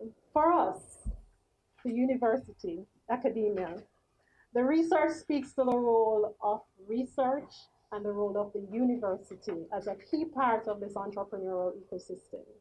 The Mona School of Business and Management and the University of the West Indies is therefore a critical player, given its role in shaping the minds and developing the skills necessary for economic and social transformation. Our importance, however, is not only because we're a body that generates knowledge and we do training, but we're also a neutral ground that facilitates multi-sectoral debate and action. And so in fulfilling this role, the MSBM has brought together a stellar group of speakers, international and local speakers, to chart the path for entrepreneurship and innovation. I would like to say welcome to the Mona School of Business and Management, and in particular to this media launch of our business conference. I would like in particular to welcome Minister Odeshaw, who is now rightly the Minister of Everything, because I see here, sir, that you have 4 large areas under your BICAP. We're particularly pleased that you would take time out to come for a launch of a conference on entrepreneurship. And for those who say nothing is going on at MSBM, I can tell you Minister Odeshaw doesn't turn up when at places where nothing is happening. To our sponsors, and I feel like I know my sponsors personally as well as professionally. And so to the major sponsors, Indian, I would have listed them, but in particular, I'd like to welcome Verona, Milverton, and Terry, and the rest of our sponsors, representatives here. We can't do this without the participation of the business community. That is why we have these conferences. Our role is very simple. We take global and local knowledge and we generate regional solutions. That's why we research. That's why we teach. Our students are our best products. They represent the best of us and the best of what we do. Our research represents also the best of our faculty. We're very proud of our faculty. Most of us here are trained at UWI, a top 5% university. I repeat that slowly for the minister. Top 5% UWI. But we also know that we're an island, so our faculty are drawn from a wide range of universities. Oxford, Cambridge, University of Toronto, Columbia, etc. Why do we say this? We want to impress on you that the work we do here, the scholarship we take on, is world class. We make no apologies for saying that. We won't tell you we're perfect students, we put out perfect students or we're perfect faculty. But I will tell you that what we produce is world class, as evidenced by the high percentage of our graduates who go away. And so we come to entrepreneurship, which is one of the puzzles we have to unlock and solve for the growth of the country. We in Jamaica seem to be imbued with a natural entrepreneurial spirit, but we also seem to find ways to block it at home. And so, as we seek to develop and promote, we also have to clear the way. And that is why I am pleased that both in terms of our sponsors and our partners, it is an interesting mix of the public and private sector, because neither sector alone will unlock or harness the true potential of the Jamaican entrepreneur or the Caribbean entrepreneur, because we are a regional university.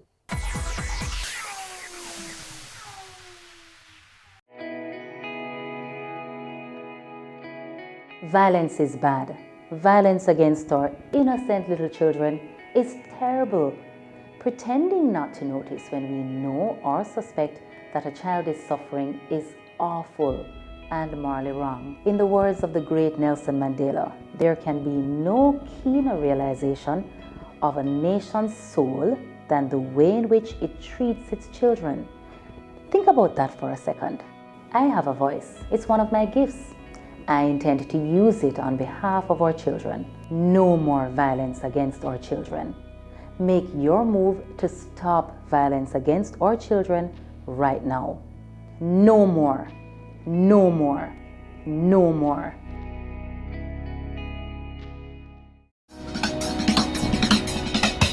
Cameo brings the creative industries to life. Delighting creatives in different fields each week. Art. My life turns art. I breathe, I eat art. Fashion. Food. Without a customer, we're nothing but four walls. Music. Film. Cameo, only on Business Access TV.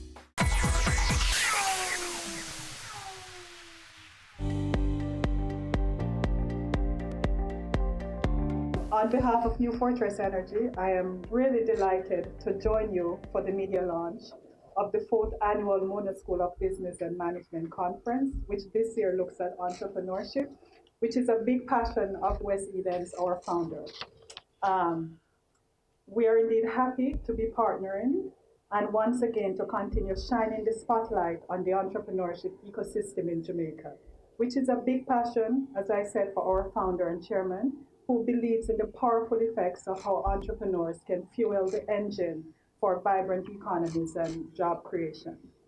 For us at New Fortress, our commitment and mission is to provide the capital, expertise, and vision to develop and grow Jamaica's LNG sector, which is liquefied natural gas, all while empowering communities, and I heard Indiana spoke about communities, which is a very powerful aspect of what we try to do, to help communities to grow in making meaningful contribution to the socio-economic development of our country. Since we started in Jamaica, our philanthropic footprint has seen us focusing on 3 key areas that we feel are critical to lead in any economy to sustain growth. These are education, community development, and entrepreneurship. Working in these 3 pillars have led us to some amazing partnerships with companies who share in our vision of empowering communities in which we have our operations and outfitting them with the required skills to be more self-sufficient. Last year, we were very happy to have led a team from UWI, including Dr. McBean, to visit the Jonathan M. Nelson School of Entrepreneurship at Brown University in Providence, Rhode Island. And we held in-depth discussions and conversation on how we can collaborate and forge stronger relationships with the institution and Mona School of Business, which really translated in the Mona School of Business and the Development Bank of Jamaica hosting Danny Warsaw from the Jonathan Nelson Center for Entrepreneurship. We held a 2-day entrepreneurship workshop at the University of the West Indies, where we had over 200 business students, and at the Jamaica Pegasus with over 100 entrepreneurs. Basically, Danny leaned in on core business practices and techniques about the importance of research as entrepreneurs and how to ensure that their business are not only fulfilling their passion, but that it is actually solving a problem in society, because that's what will make their venture impactful and sustainable. Importantly, we also recognize that tomorrow's economic drivers are really sitting in today's classroom. Therefore, at NFE, we believe it's very important to include entrepreneurship as a core aspect of the school's curriculum from very early because of the fundamental role that these students will play in driving Jamaica's economic outlook. The Development Bank of Jamaica is indeed very pleased to participate in the Mona School of Business and Management 4th Business Conference that is set to take place from the 11th to the 12th of July. And indeed, the theme of the conference, delivering on the promise of entrepreneurship, critical perspectives on research, practice, and thinking in the fourth economy, aligns very well with the mission, vision, and the operations of the Development Bank of Jamaica. And indeed, was central to our own conference that we held earlier this month from July 10th to 13th. Our focus then was primarily on linkages between private equity financing and infrastructure investment opportunities, what I would refer to as the bread and butter issues that drive our economy as we find new and innovative ways to deliver the much needed services to Jamaican people. So I am pleased to hear that this conference will provide a space for multi-sector dialogue between academia and business on matters such as youth entrepreneurship, financing entrepreneurship, social entrepreneurship, legal and regulatory matters for entrepreneurs. Those are all issues which the Development Bank of Jamaica, which we address constantly through the various programs and products and projects that we provide directly to Jamaican entrepreneurs. And some of these include, for example, our Ignite program, which provides significant grants, mentorship, coaching, among other critical business support services to young entrepreneurs. The wide range of loans, low-cost loans that we provide, the collateral support under our credit enhancement facility for persons who don't have the necessary collateral to access financing. And finally and importantly, the legal, taxation, and regulatory reform that our venture capital and private equity program is undertaking to create an ecosystem that is more conducive to entrepreneurship. This afternoon, I am here and we're pleased as IDB to be a part of another significant collaboration with Mona School of Business and Management. Our work at IDB throughout the Caribbean and in Jamaica is deep-rooted in valuable win-win partnerships with the government and people as a whole. In IDB, our strategy is to improve lives by helping Jamaica to drive economic growth. These include promoting private sector productivity, developing human capital, and addressing cross-cutting issues such as crime, gender, and resilience to climate shock. We're pleased to be a part, played our part in the country's inspirational journey leading towards transformation and stabilization of the economy, which is evidenced by the positive economic growth we have seen over the last 16 consecutive quarters. The notable decline in the country's debt to GDP ratio, which fell below 100% from 135 in 2013, and I believe it's estimated at about 96%. We believe that this conference, which seeks to deliver on the promise of entrepreneurship, is quite timely for several reasons, and I think Milverton mentioned a few of them. The world is experiencing a fourth industrial revolution where artificial intelligence, 3D printing, genetic coding, machine learning, robotics, big data, blockchain, which is being touted every day, is converging and it's disrupting production, commercialization, the distribution of goods and services.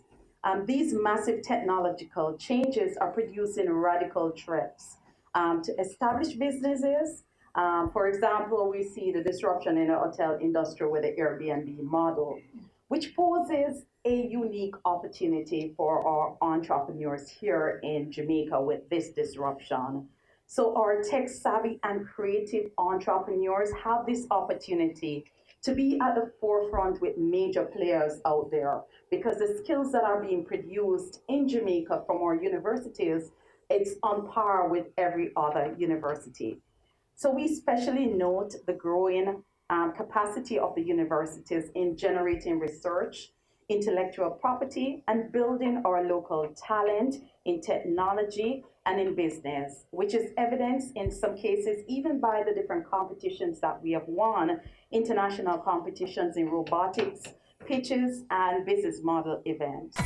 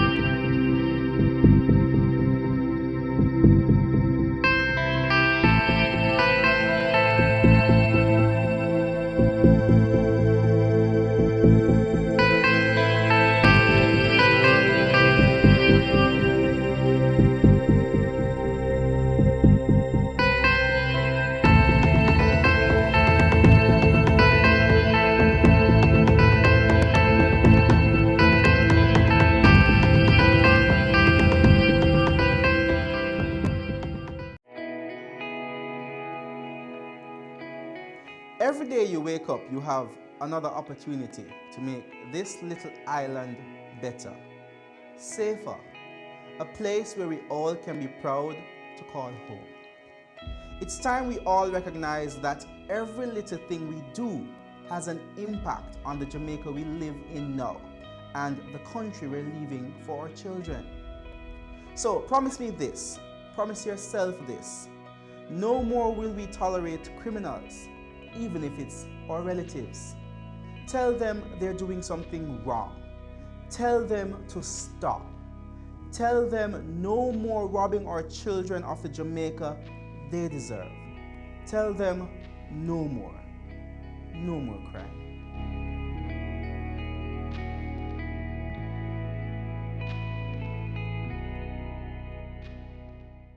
Ready for cable for as little as $100? Ready for no monthly cable bill? Ready for 10 TV channels absolutely free? Then pick up our Ready TV box at authorized stores for $4,500. Hook it up to your TV set, then top it up with Ready Credit for 1, 7, or 30 days. Buy now and get $1,000 free Ready Credit and start watching your favorite shows. Pick it up, hook it up, top it up. Ready TV. Prepaid cable TV when you're ready. Now serving Kingston and St. Catherine. Limited time offer while stocks last. Conditions apply. I invite none other than Minister Odishaw, if you give him a big hand, to share his insights today toward advancing the conference. And thank you, sir, for joining us. Thank you. I'm happy at occasions like this because, you know, development is a building process, and we have a lot to do, and we have to be more aggressive in how we get things done. And I'm really pleased to be associated with this launch and look forward to that. I want to congratulate the School of Business for staging this 4th Business and Management Conference. You know, in modern societies, the simultaneous developments of entrepreneurship and human skills have become catalysts for a country to achieve economic growth and social advancement. And our MSME sector is a nursery for entrepreneurship, often driven by individual creativity and innovation. Unfortunately, and we have to be very blunt, entrepreneurship has taken a lot of battering in Jamaica in recent times. And I can, you know, I can speak from personal experience with that. And I kind of mentioned some of it last week when I spoke in the House before I left for Rome on the occasion of the tribute to the former Prime Minister, Mr. Seaga. And when I finished that tribute, one of my colleagues from across the floor told me he was saddened at the fact that I made the point that in a period in the 1990s, some of you are so young you can't even focus on that, but in the 1990s, we had an annual average interest rate of 55% for 10 years. That would become an incredible challenge to anybody who wants to be an entrepreneur. And I can tell you, I lost at least 2 businesses as a result of that. I borrowed money at 15%, which was already high. And then you keep getting letters marked 60%, 70%, 80%, 120% penalty on overdraft. So I bought and lost a hardware business. I bought and lost a gas station. I have been there, I've experienced it. And one of the things I've pledged to do when I came into public service, we could not continue like that.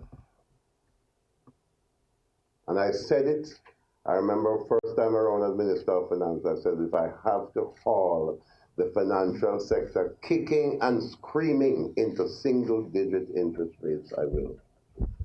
And guess what? We did. We did.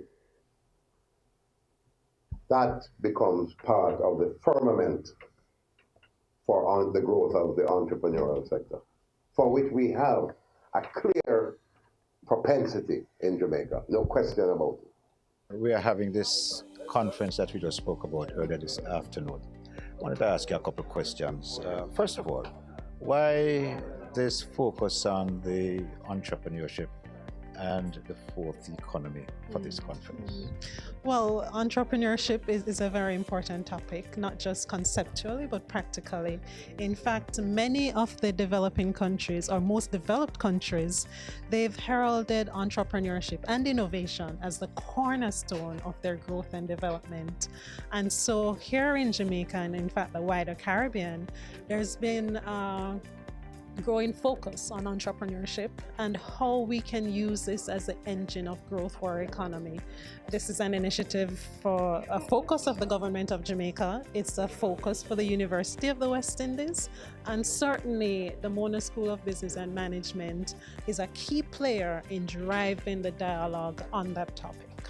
Okay, so I would like to follow up now by asking you, who are your general participants and whatever kinds of topics are you planning to cover? So our participants that we expect to benefit immensely from the conference include entrepreneurs, the civil society organizations, because we're also focusing on social entrepreneurship and social enterprise, businesses, investors. We have the Jamaica Stock Exchange, for example, who will be speaking about going public. So any entity who wishes, even in the future, to go public, those who wish to find out about financing youth entrepreneurship, gender and entrepreneurship, family-owned businesses, all of those topics will be covered. And one of the important aspects of the conference as well will be our session on impact investment. And here we will be looking at how foundations, private sector can rejuvenate their corporate social responsibility through impact investment.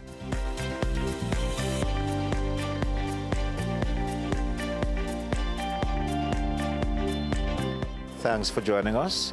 You're watching Business Access TV, serious about business.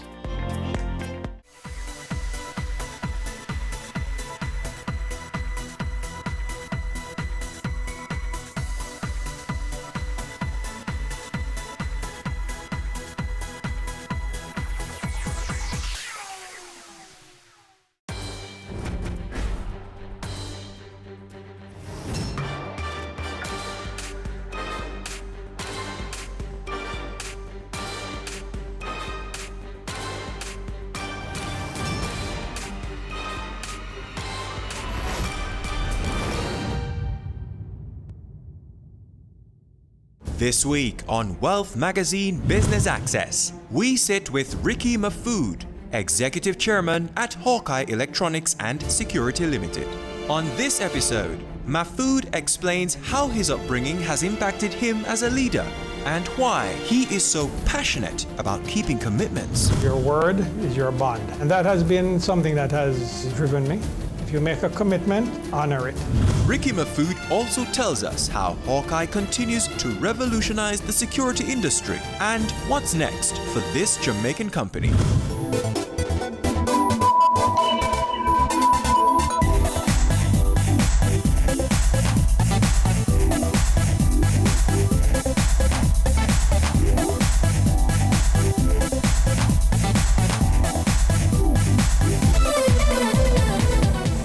I'm Ricky Mahfood. I'm the Executive Chairman of Hawkeye Electronic Security Limited.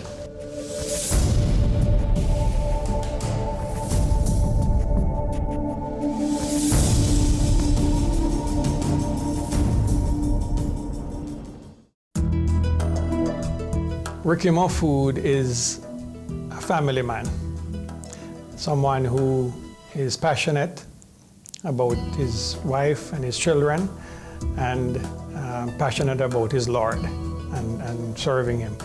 I can be intense at times and focused when I need something done and done properly. And maybe some people may see me as a, type A personality, very driven and so on. And I guess in a way that I am driven by what is important to me and what I believe I am called to do. So that's probably a little of who I am. I was born in Kingston in 1958. Growing up in Kingston brings back very fond memories for me. A lot of our cousins lived relatively close to us, and on the weekends we would be together playing football, riding around the neighborhood, and as we grew older, riding motorcycles and so on. So I have really good memories of those days. I attended Surbiton Prep, and then from there went to Ligani Prep and on to Wolmer's Boys School. I entered Wolmer's in 1971, and in 72, you may not remember, but Wolmer's won the Manning Cup, the Olivia Shield, and the Walker Cup. So those are memories that are ingrained in me. Can't forget that. I left Wolmer's at the end of fourth form at 74, and our family migrated to Miami, where I completed high school and then went on and did some years in college.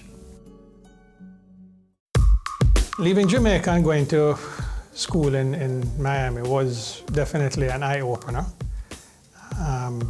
Because I was going to an all-boys school. Now I'm in a school with girls, no uniforms, and so on. So it was a totally different type of scenario.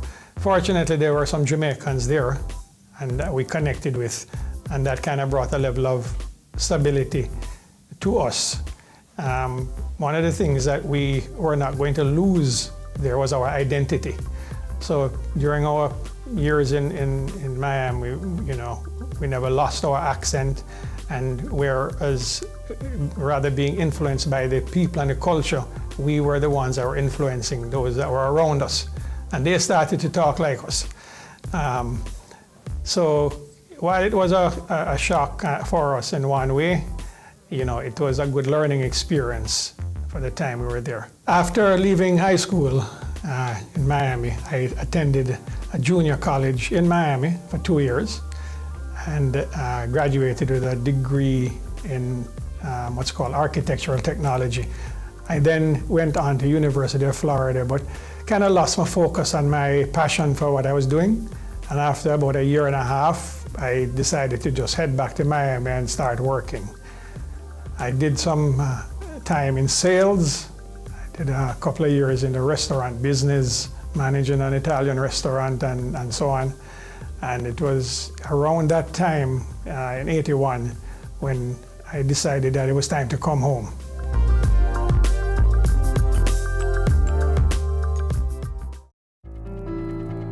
Working in sales, for anybody that has, it's very challenging. Sometimes it is disappointing, but I found that in the disappointment is when I would kind of get challenged to do better and to strive and to excel. So it was a good time of learning for me, yes, interacting with customers and learning to do business, in terms of being punctual, delivering on what you promise, and so on. And in a North American market, those things are crucial. You turn up late and you're out the door. You don't deliver on time, and maybe the next order doesn't come your way. So yes, there were valuable lessons learned there, and I think those things kind of helped shape me along the way. Coming back to Jamaica in 1981, I was a young man, about 23 years old, and not quite sure what I was going to do. So I kind of tagged along with what my father was doing and worked with him, both my brother and myself. And he did a development on Shortwood Road called Woodlands. We worked with him there, and from there he did another development on Millsboro Avenue called the Pines. And again, I was there as his right hand. From there, about 1986, I branched out with my brother, and we ventured into the world of security. In 1985, beginning Ranger Security, and then in 88, stepping into the electronic security field and opening Hawkeye Electronic Security. One of the biggest challenges for me would be when you lose a member of staff in the line of duty. Business current affairs you can relate to. Frank, credible discussion. On point, dissecting the issues. Offering solutions to Jamaica's challenges. On Point, Thursdays at 8 p.m. on Business Access TV.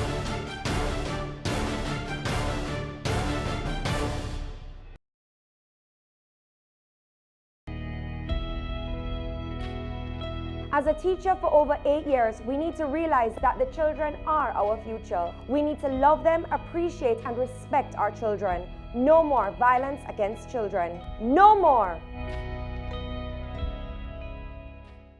They say it takes a village to raise a child, but the world will one day need the leadership of that child. The time you spend with your child matters. It stimulates their minds and shapes the way they act. Talk with your children. Help them to better understand the world around them and to value what is truly precious. Above all, the most valuable gift you can give them is love. Play, talk, teach, love.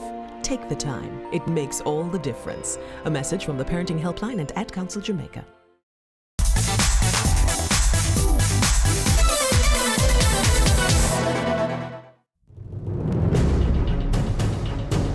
Setting up Hawkeye was challenging in a number of ways. Primarily because it was a security company, you're dealing with firearms and getting permits and licenses and so on. Along with that, you're now beginning a service-related business where you're employing people and you're running a 24-hour operation. So it was a learning experience, and the learning curve for me took a little while. But once we started, going and things kind of leveled out, probably around 6 months down the road, we had a big challenge, and that was Hurricane Gilbert in September of that year, which really was something I never really even thought of happening. And with that, it caused us to have to dig deep, because when you have a natural disaster like that, people are looking for the security to be there anyway. And to be honest with you, we had a group of men back then that were amazing. They slept at the office, ate bully beef and bread, morning, noon, and night. And we did our patrols and location checks and so forth. And amazingly, none of our customers lost anything during that time with Gilbert, where there was several months where things were in shambles. For us to survive during that time, and I think coming out of that, our customers began to speak about us, and word of mouth and what have you, and the company just began to grow. And in 89 and 90, 91 going forward, the company just continued to grow and strive. So yes, it was a definitely defining moment, I believe. I would say, one of the biggest challenges for me would be when you lose a member of staff in the line of duty. Very difficult time for me, because they're part of your family, somebody you work amongst, and it's hard, very hard to deal with. But at the end of the day, you realize that it's a part of the job that we do, and you just have to kind of deal with it and move on as best as you can and offer support to those around you and to the family and so forth.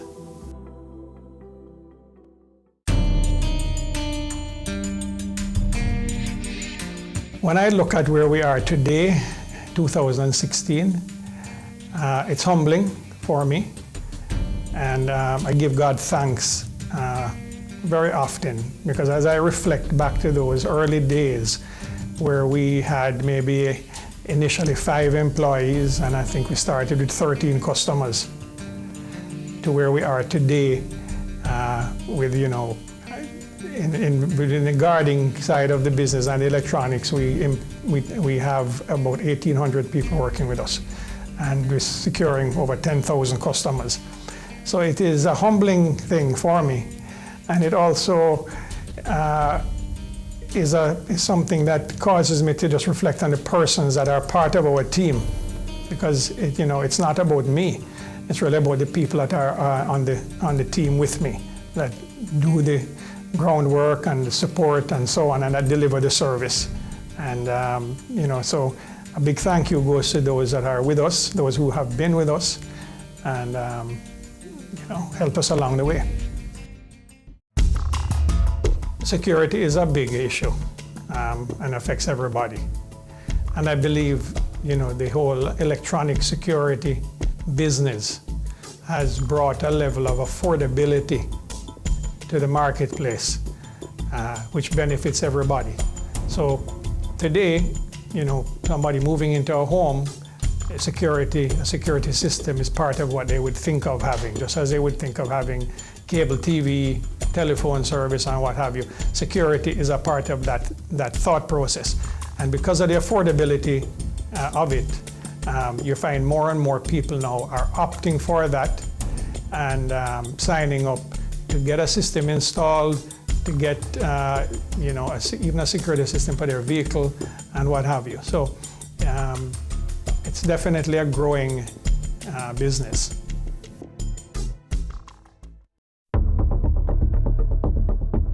I think moving the company to the next level is remaining on the forefront of the available technology. From the very beginning, that was one of the things that I had my eyes on. What is out there, whether it's from Europe, North America, Asia, we must be able to offer that to our customers here. And it's something that we continue to do. We identify products and we test them, we bring them in here in our market, and when we see something that we think will work, then we introduce it to the marketplace and what have you. Going forward, it would be much of the same, because the whole technology industry is changing. Things are just going at such a dramatic pace, where you can view cameras at your home on your smartphone. I mean, a few years ago that was not possible. So it's just keeping our fingers on the pulse of what's happening in the world of security and bringing to market those products that would fit in here with our culture, and providing the back-end support, whether it's armed response the technical support and expertise and so on to give our customers what they are looking for. I think the best piece of advice would be something my father taught me many years ago growing up. And it is a quote that said, "Your word is your bond." And that has been something that has stayed with me and has driven me. It's do what you say. If you make a commitment, honor it.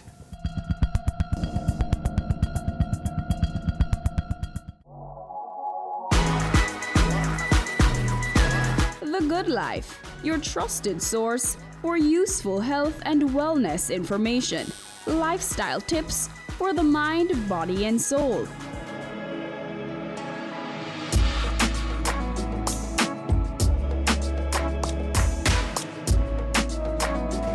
Tune in Tuesdays at 8:30 p.m. on Business Access TV. Your business matters. Business Access TV offers you the most innovative and effective advertising solution for your business, specializing in B2B sales, cost-effective solutions, the customers you want, the repetition you need. No matter the size and nature of your company, your business matters. Call us at 876-618-2870 or email us at sales@batvja.com. Business Access TV, serious about business.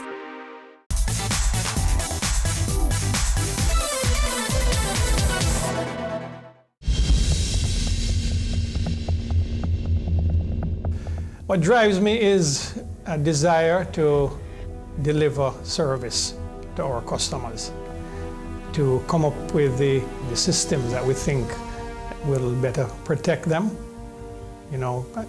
developing security solutions. That's one of the things we do at Hawkeye.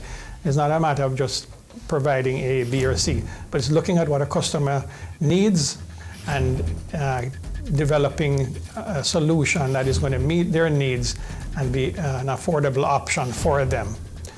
So that, as I said before, and just having a desire to serve and to deliver service to our customers, that is really something that drives me and pushes me every day. I think the best piece of advice would be something my father taught me many years ago growing up. And it is a quote that said, "Your word is your bond." And that has been something that has stayed with me and has driven me. It's do what you say. If you make a commitment, honor it. And going a step beyond that, as a Christian, honesty and integrity are very important for me. And it's something that I share across the board at the company, that we must always be forthright with our customers, being honest and open and so forth. And so being a person of integrity and delivering on what I say is very important. Some of the things that we do at Hawkeye, throughout the years, we support different organizations, different charities, different homes, children homes, and so forth. And we believe this is an important part of who we are as a company in terms of giving back to the community and to the wider society. It's something we enjoy doing. When I am able to kind of wind down a bit, I enjoy my family. One of my favorite times is when we gather around the table to have dinner. I have 5 kids, so with 7 of us around the table, and it's just a wonderful feeling to just look at your children around you growing up and so on. I enjoy cooking, so sometimes when I get home from work, cooking helps relieve some of the stress, and so I'll go in the kitchen and prepare something. And I also enjoy cycling. I cycle with a group of guys and girls about 3 times a week, and again, that's a really good stress reliever and a time of just social interaction and excellent exercise. My wife Sandra is a wonderful lady, first of all, to cope with me, because I'm not easy to be around sometimes. But she is a great wife and a great mother to our kids.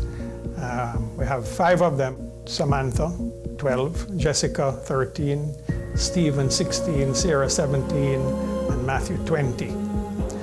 And they're wonderful children. You know, you have the usual challenges as they grow through the teenage years and what have you. So we're learning. You know, parenting is something you learn as you go along. And, you know, as Christians, the Word of God is central in our home. And we share that with them, and we try and guide them accordingly so that their lives can be shaped by certain values and which we believe are important for them.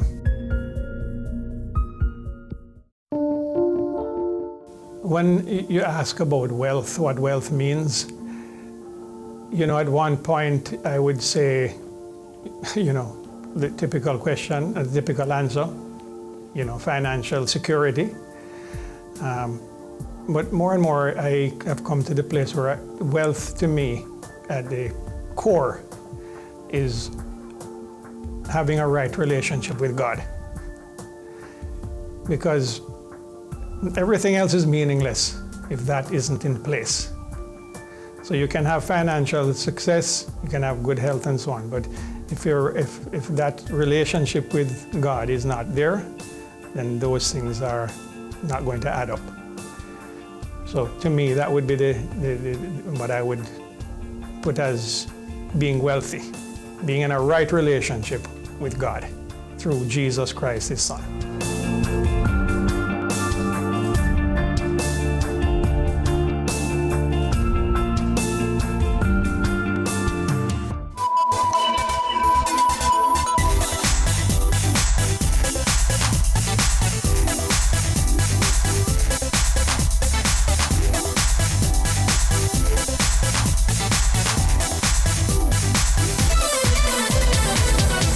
I wanted to be an educator because I believe that education is the most powerful weapon that can change the world. My dreams and aspiration is to one day become an entrepreneur where I can employ other persons and help to build the country. I wanted to go into development. I wanted to help people become better versions of themselves.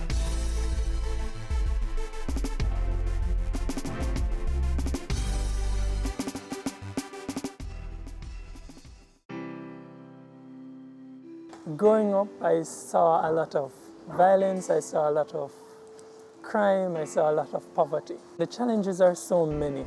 The first one that comes to mind is the level of youth unemployment that's here. Challenges that exist here in West Prospect Bogwalk are lack of awareness for educational opportunities or job opportunities. Not many got the chance to do CXC or graduate from the secondary level. So that's a major setback for the people living in the community. A way to alleviate this issue is training programs. They need more opportunities, like to go back to school to get themselves a certificate so they can be able to work and create employment for themselves and their family. Push more entrepreneurship opportunity, encourage these youths to be creative and innovative in what they do. Give them startup capital to start their business. Invest more in the youth skills and talents. The Poverty Reduction Program is funded by the European Union, and it really is a program that focuses on the most vulnerable type of communities, making communities safer, making citizens more healthy, better access to education. For European Union, investing in youth is an obvious choice. They are the future of the country. If we prepare them well, they will bring the change that Jamaica needs. That's why we invest in scholarships, internship, training in life skills and mentorship. I received a tertiary scholarship from PRP to attend the University of Technology, Jamaica. It meant a lot to me because I realized that somebody else believed in me and somebody saw the potential that I have and somebody believed that I could actually achieve my goal. I benefited by getting firstly an internship, and also they assisted my bachelor's degree financially. But critically, outside of the finances, the persons that were on the project, you know, the motivation that they provided, etc., it really provided a huge boost. This is my third year at the MICO. This scholarship, it helped me to be able to focus only on my education here, because tertiary education is not cheap. I was placed at ODPEM on the one-year internship program. It was really good. It was an opportunity for me to prove myself, to give myself a service, and also to gain experience in the working world, and to also provide for my family. I plan to be an agent of change in my community by being a mentor, a leader, and a godfather for the youths growing up. Try to help them, teach them a trade. You don't have to be rich to help. You don't have to achieve greatness to start. I contributed to my basic school by providing them with the necessary resources that they need, that I believe that in the long run, it will have a ripple effect on many, many persons.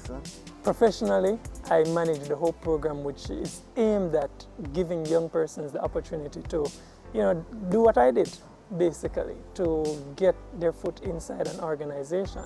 Additionally, I also have a little small business that I try to employ young persons to learn a skill, etc. When you're persistent in life, when you're determined, when you're hungry for success, then you'll be able to accomplish and achieve anything that you want. It has changed hundreds and hundreds of lives. Not just my life, my family lives, my friends' lives, etc. I want to just urge everyone looking on to continue these social programs. These are the solutions to the many ills that we face as a society and as a country and even as a world. So thank you, and I challenge you, continue it. It's needed.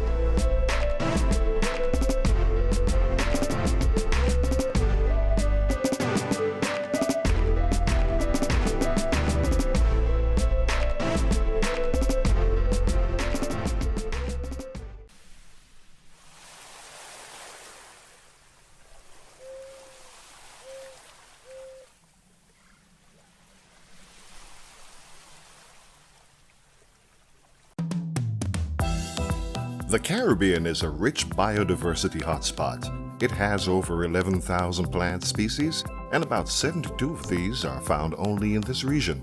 This richness also extends to the Caribbean people. Their traditional knowledge of the region's varied natural resources has integrated nature into the economic and health sectors worldwide.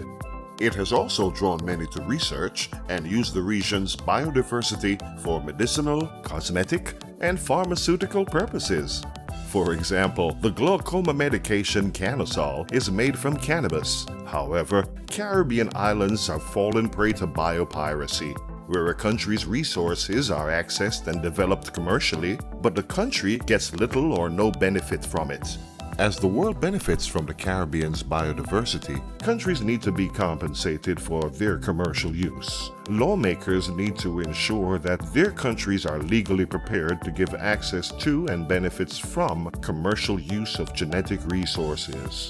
To ensure prior informed consent and mutually agreed terms of access established by the Nagoya Protocol, the Global Environment Facility, GEF, United Nations Environment Program, UNEP, and the International Union for the Conservation of Nature, IUCN, are jointly providing support to countries at different levels in order to advance towards functional access and benefit sharing. Under the Nagoya Protocol, countries from which natural resources are obtained for commercial developments are entitled to compensation. It also ensures indigenous knowledge from groups such as the Maroons, Rastafarians, and Amerindians can be credited and compensated if their traditional knowledge has been used for commercial purposes. Caribbean islands are putting the Nagoya Protocol in their legislative framework to safeguard their country's biodiversity and traditional knowledge. Let us all work together to protect our resources, do valuable research, and reap the benefits of sustainable bioprospecting in the region.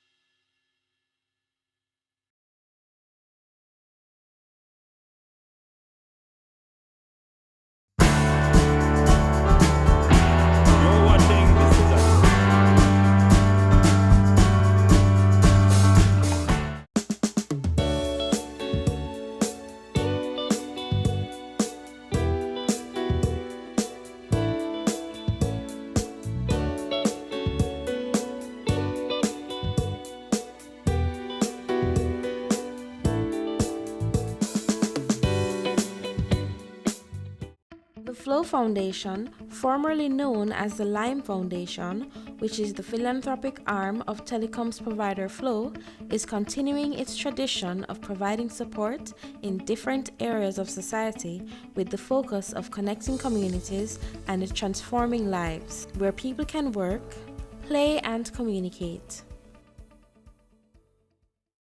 Foundation was established in 2003, and the simple reason for it, we have always given back, but we wanted to have a more structured way of doing it. I headed the public relations function at that particular time, and our philanthropy came through, our philanthropic activities came through the public relations department, but then other departments used to do their own, and we thought it would make sense to just have a structure, and so the foundation was put in place. The foundation seeks to assist Jamaican young people to improve their education. We happen to be in a position where we can help with e-education, meaning giving them access to stuff online, opening up the vistas of the internet to them. And so at the foundation, our primary mandate is about the proliferation of free internet access to all primary schools, and I mean all who asks or ask. Anywhere we have facilities, any primary school that asks us for internet access, they get it, and they get it for free. Currently we have about 400 schools that we give. We also have an emphasis around literacy and reading, and with that we work through the Jamaica Library Service. But it's just all together, education, education, education for young people. Well, I think it should just be almost like reflex, that you give back if you're making money in the society. I think every company that, let me put it this way, every company that makes a profit should give back some into the society. They can choose the way they want to do it. They can link up with other entities and see if together they can make a bigger difference than they by themselves. The pen relays for the Flow Foundation, according to Mr. Miller, is the biggest single-ticket item in terms of funding for the foundation. Look, pen relays provides an international stage for young Jamaicans, obviously very talented because all of them have done well for their schools. A lot of them do well academically. We don't see all of that being put out necessarily in the media, right? But we hear about their athletic prowess. Now, we want to give them a platform on which they can showcase their talents. There are hundreds of scouts, especially when they hear Jamaicans are coming, who are at the pen relays every year. And you never can tell. That might be the avenue they use to pick up a scholarship, pick up an endorsement, and maybe a brand new future. You know, probably could be the key to the future for some. And as you know, a lot of the athletes, the student athletes we have, consistently get scholarships every year. And Penn is one of the avenues, and it's as simple as that. First of all, we believe we should support Jamaican youth, as we said. And secondly, we should give them a leg up in things like pen relays. Let them go out and showcase it, and let people see them and say, hey, let's go talk to that youngster, whether it's a girl or a boy, and who knows, it could be off to new things and new territories for them. The vision for the foundation is about continuing to help as many young Jamaicans as we can, to draw as many more as we can into the net in terms of helping them on the way as far as education is concerned, because no matter what anybody says, it is the only way out of some of the circumstances that a lot of our young people find themselves in. BizTown is Project Jamaica Junior Achievement, right? And we were really attracted to it. My boss was approached.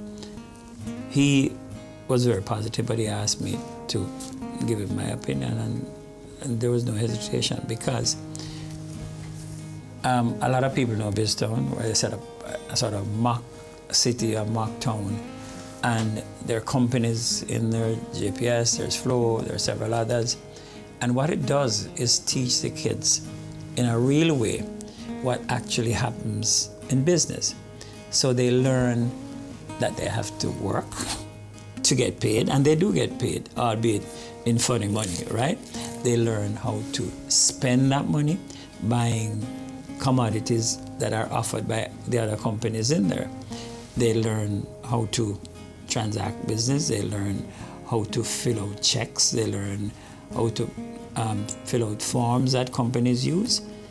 So you're giving them an early introduction to some of the things they never used to have. And even if they have it, this is a more practical way of doing it.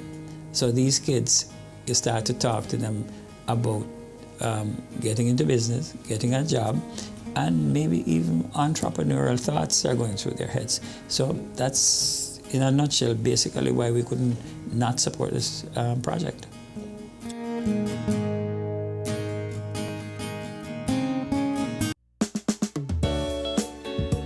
Coming up on Caring Hands.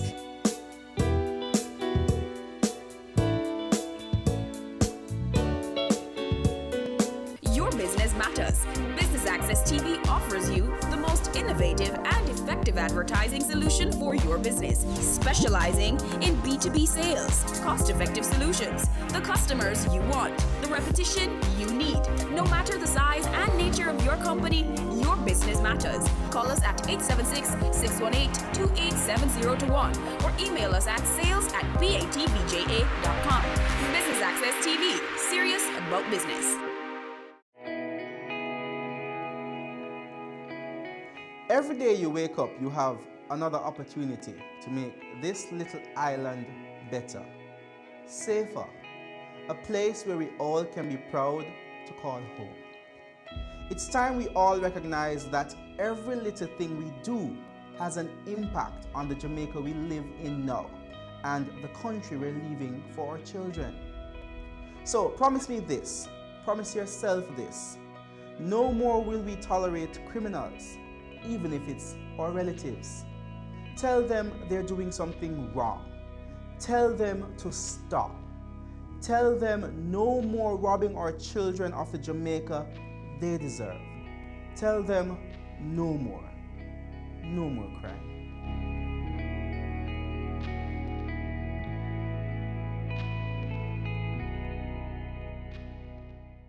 Ready for cable for as little as $100? Ready for no monthly cable bill? Ready for 10 TV channels absolutely free? Then pick up our Ready TV box at authorized stores for $4,500. Hook it up to your TV set, then top it up with Ready Credit for 1, 7, or 30 days. Buy now and get $1,000 free Ready Credit and start watching your favorite shows. Pick it up, hook it up, top it up. Ready TV. Prepaid cable TV when you're ready. Now serving Kingston and St. Catherine. Limited time offer while stocks last. Conditions apply.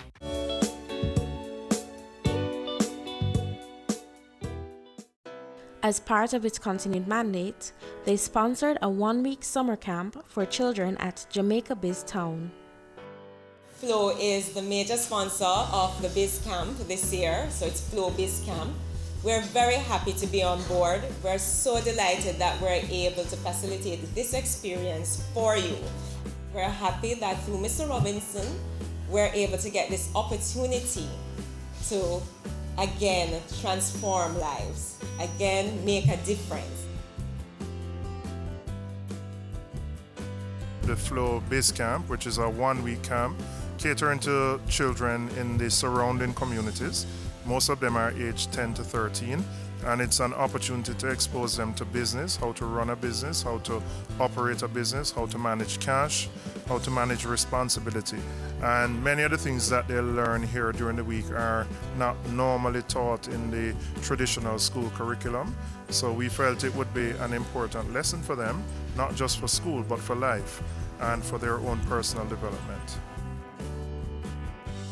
Earlier in the summer, we had in about 9 communities, we had a 2-week summer camp, and in fact we took 10 students from each of those camps, and they are now here for the 1-week period. The summer is always a long period. Sometimes the parents can't afford to send the kids to summer camp, so we organize activities which allow the kids to be involved in some organized activity, something that they'll learn from, something which will help them for the upcoming school year, and something which ultimately will assist in their personal development and growth.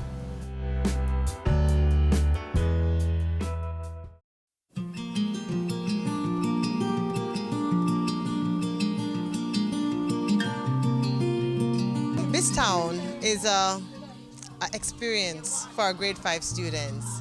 Understanding why they go to school. I mean, they go to school every single day and they learn, and then it's years before they actually get to experience putting that learning into place.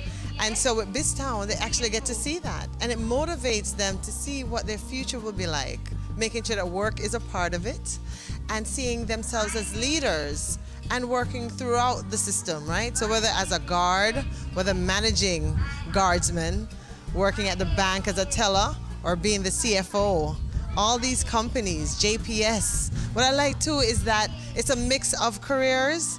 So you have the technical skills, and so like I mentioned, JPS, they get to understand there's an engineer that works there, head of power plant, meter reader, GB Energy, same thing. And so each of these different jobs, CB, it's not just about the food, it's about how you work with people. It's about rearing chickens and the different, so they understand more than just maybe what they see at the cash or the checkout counter, and understand how much work is involved in working. So as parent, I'm a parent of 2 boys, and for them to experience what I have to go through every day will allow them to say, okay, Mommy, you work hard. I understand now, and I understand money is not, it doesn't go on until infinity. It does have an end point, and so I have to balance and I have to budget better. And so these are the experiences that at age 10, they're learning. Imagine what they're going to be after. Our mantra and our mission is really to empower our Jamaican youth. So there's a lot of work to get done. We always look for partners to help us to expand the work. BizTown is for primary school, but we have a high school program that's expanding nationally as well.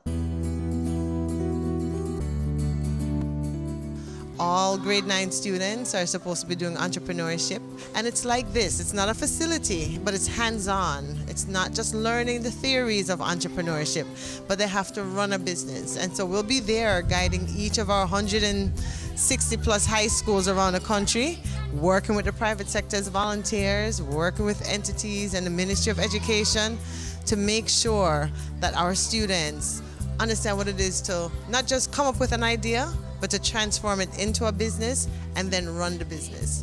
The ebbs and flows, the challenges. We've had students that sometimes they're in HR and they have to fire another student because they're not living up to the company standard. It's not just a friend and friend thing, but they're learning that in high school. And one of the biggest complaints I hear from the private sector is that sometimes they don't feel the students are prepared for the working world. But these structures like a BizTown, like a JACE program, help us to prepare our students. So arm in arm with the ministry, we're changing the school system, and we're very excited to be a part of that. Flow has been a staple in BizTown, so they're one of our founding storefront owners. Matter of fact, all of these companies are. But Flow also partnered with the local community through a partnership with Julian Robinson, and said, you're doing great work throughout the year, and they're already supporting that. But during the summertime, especially in August, there are not a lot of summer programs. And so it gives an opportunity to get into trouble. But they thought it'd be great for them to come back and learn some more in a fun way and get ready for school.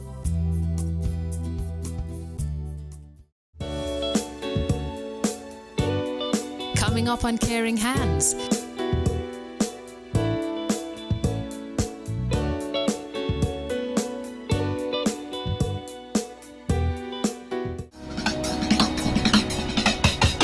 Cameo brings the creative industries to life, delighting creatives in different fields each week. Art. My life turns art. I breathe, I eat art. Fashion. Food. Without a customer, we're nothing but four walls. Music. Film. Cameo, only on Business Access TV. It's season 12, and Wealth Magazine Business Access is here to keep you business savvy. With an impressive mix of some of Jamaica's most inspiring business moguls, we continue to keep Jamaica informed, empowered, and ready to dominate. Tune in Sundays at 5 p.m. only on BATV.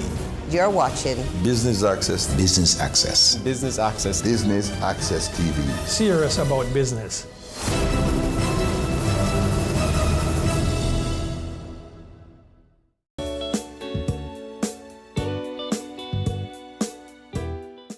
The Jamaica Biz Town is operated by a mayor who ensures that the town operates smoothly and its people taken care of. It has been very interesting. I've been very busy because, as you can see, I have the heaviest file out of everybody else. And I have to be walking around, making sure all the business are going smoothly and according to plan. I know how Angela Brownberg feels now because it's very, very hard, but she always have a smile on her face. I don't know how she do it because it's a lot of work, a lot of hard work, and I've never thought of working with the government, but I like it. I would do it as a full-time job. My name is Dina K. Johnson, and I am the CFO of the Jabiz Town TV. I am the Chief Financial Officer, which is what CFO means. I write the checks, I give the paychecks, I deal with the bills, write the utility bills and all the bills that needs to be paid. My day is pretty hectic because every minute someone from a company comes to me and says, you need to pay this for the bills, you need to pay this for the bills. And the amount of bills I've signed, I'm surprised that I haven't given away the company yet. Because we don't have everybody, I have to be being the meteorologist, and me and the CEO have to be being the TV anchor. Yes, we have to be doing all those stuff. We have to be writing up things for kids, even when we're not supposed to do that. We're still doing it because guess what? We all work together as a team. I want to say thank you to Flow because if it wasn't for them, I don't think we would have this.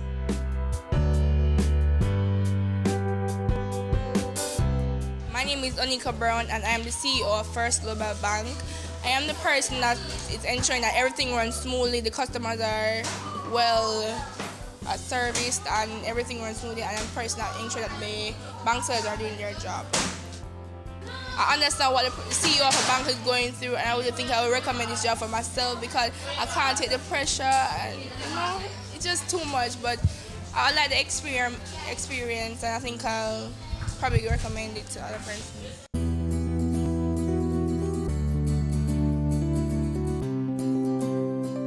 I'd like you to put your hands together and to thank Flow for sponsoring this camp, because without Flow's sponsorship, we would not have a camp. They actually did it last year and they are back again this year, and we hope for many more years to come. The purpose of this camp is really to provide some exposure to you in areas of business, to understand a little bit more about business, how to run businesses, to understand a little bit about banking, because many of these things are not taught in the traditional school curriculum. So we hope you were able to take lessons away from it, lessons that you can use in your everyday life. I'm really glad to hear that you've enjoyed, that you've learned. And as Mr. Robinson said before I spoke, you have got some skills now that will help you in ordinary things in your life. It don't mean that you're going to leave here right now and to become an accountant or you're going to be a top executive at Flow, but you got an idea of what goes on in the business world. So I just implore you to just build on what you've learned, even think about it when you go home, maybe practice some of the things that you can make up your own checks, for example, write them up, show your mother and father if they don't know how to, and just keep building on that as you go through school. At the end of FlowBiz Camp, certificates and gift vouchers were awarded to all who participated.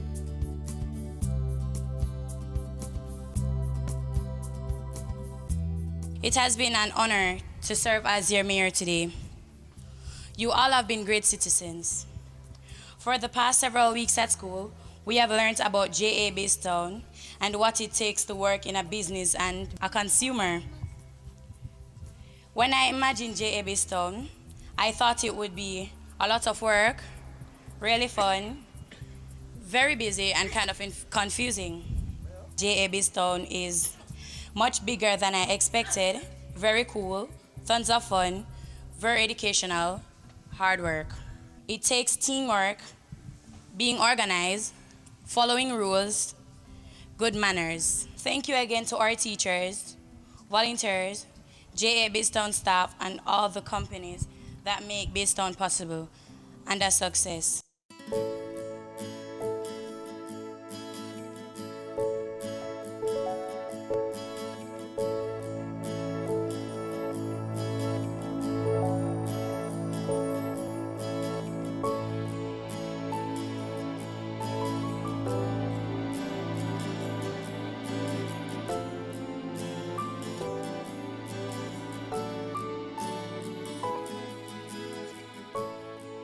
I want to say thanks to Flo for giving me this experience. It was a very fun experience and I would like to come back next year. It was very good, because I met a lot of new people because I don't know anybody at the camp really.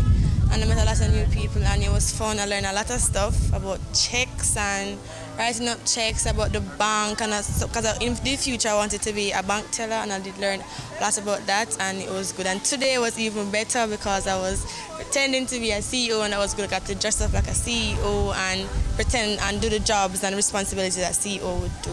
And I won Citizen of the Day award. My experience was kind of fun. Yeah, when I came on Monday, I didn't really know anybody. And I was hoping to make new friends, which I did. And I learned a lot how the different paying methods, how to write checks and bank deposits. And today was very, very fun. I appreciate that Flo and Junior Achievement sponsored this camp to make it a possibility. I would like to say thanks to Flo for putting on this business camp for us because I've learned a lot since I've been here. I've learned about banking, being responsible. They're preparing us for the future because it's not easy being out there as an adult. And I don't think we as children know that, but I found out today because I always thought, whoa, growing up, having my own house and I always have money to spend, but it's not like that. And yes, I thank them again. It's a great experience. Thank you, Flo. Thank you, Junior Achievement. Thank you, Flo, for this great experience. We live here, we work here, we make our money here, and we have an obligation to put back money into the society. Simple as that.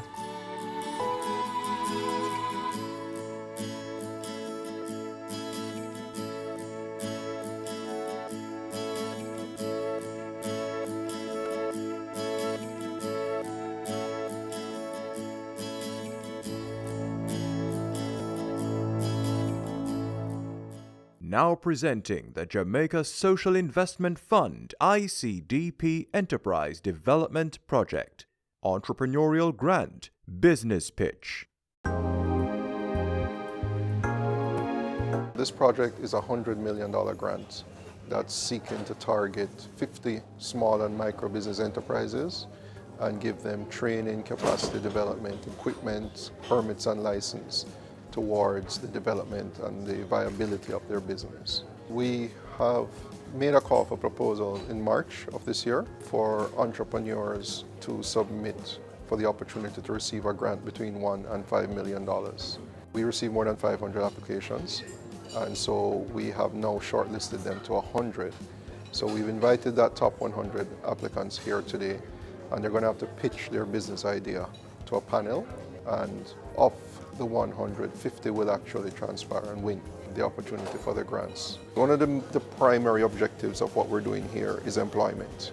We want the business to be able to sustain not only the principals as the owners, but we also want the business to be able to employ at least 2 people. The next part of it, as we do in all of our projects like this, is it provides a learning instrument of how we can engage small and micro enterprises and take them to the next level. Why we're doing this rigorous process? Because we want to identify the best potential entrepreneurs to fund for this project. And keep in mind that we are speaking about a loan, so we want to ensure that the applicants are committed, and that from a sustainability point of view, that upon receiving the support from JSIP, that in 2-3 years the enterprises will still be operational and the broader objective of the project will be achieved. Once we have now equipped them and they should be ready to start their production line going, we'll then have a mentorship component.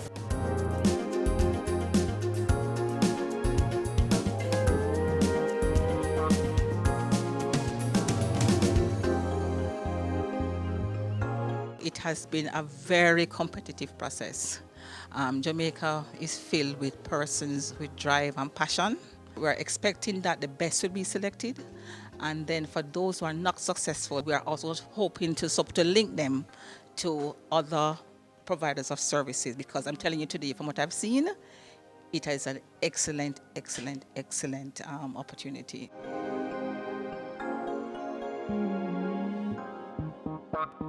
It's worthy of note that many persons coming here today already have some kind of semblance of a business, but they need the additional support to move that business to the next level, as well as some persons are coming with just proposals to start from scratch. On behalf of the JSIF, we want to really thank the DBJ and other partners from UWI who came to be part of the panel, and just to remind you that the JSIF is here and we're investing for community development.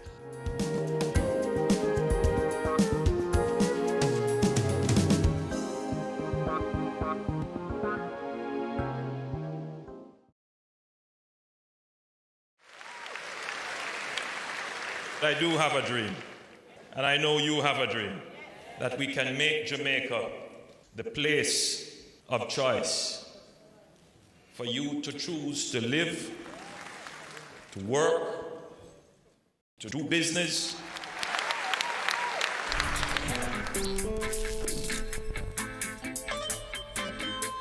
We are going for the Jamaica we want.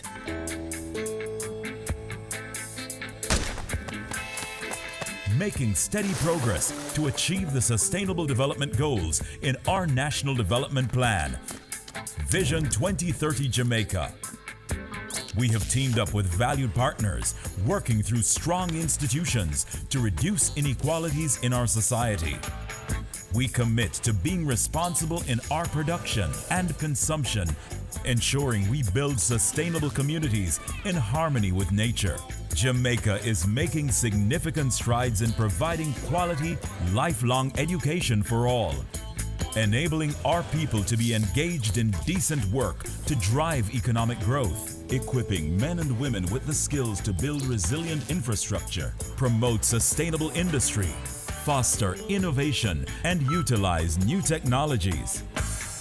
Urgent action is being taken to manage natural resources responsibly, protecting clean water sources, ensuring access to water and sanitation for all, diversifying to alternative energy sources, conserving our environment and sustaining life below water and on land. Jamaica is making moves to ensure healthy lifestyles for the well-being of our people. We're promoting sustainable agriculture to achieve food security, improve nutrition, and end extreme hunger, putting in the work to end poverty in all its forms. We're on track in achieving our Sustainable Development Goals through realizing our Vision 2030 Jamaica. We will leave no one behind. And I'm chilling right now, 'cause we're winning right now.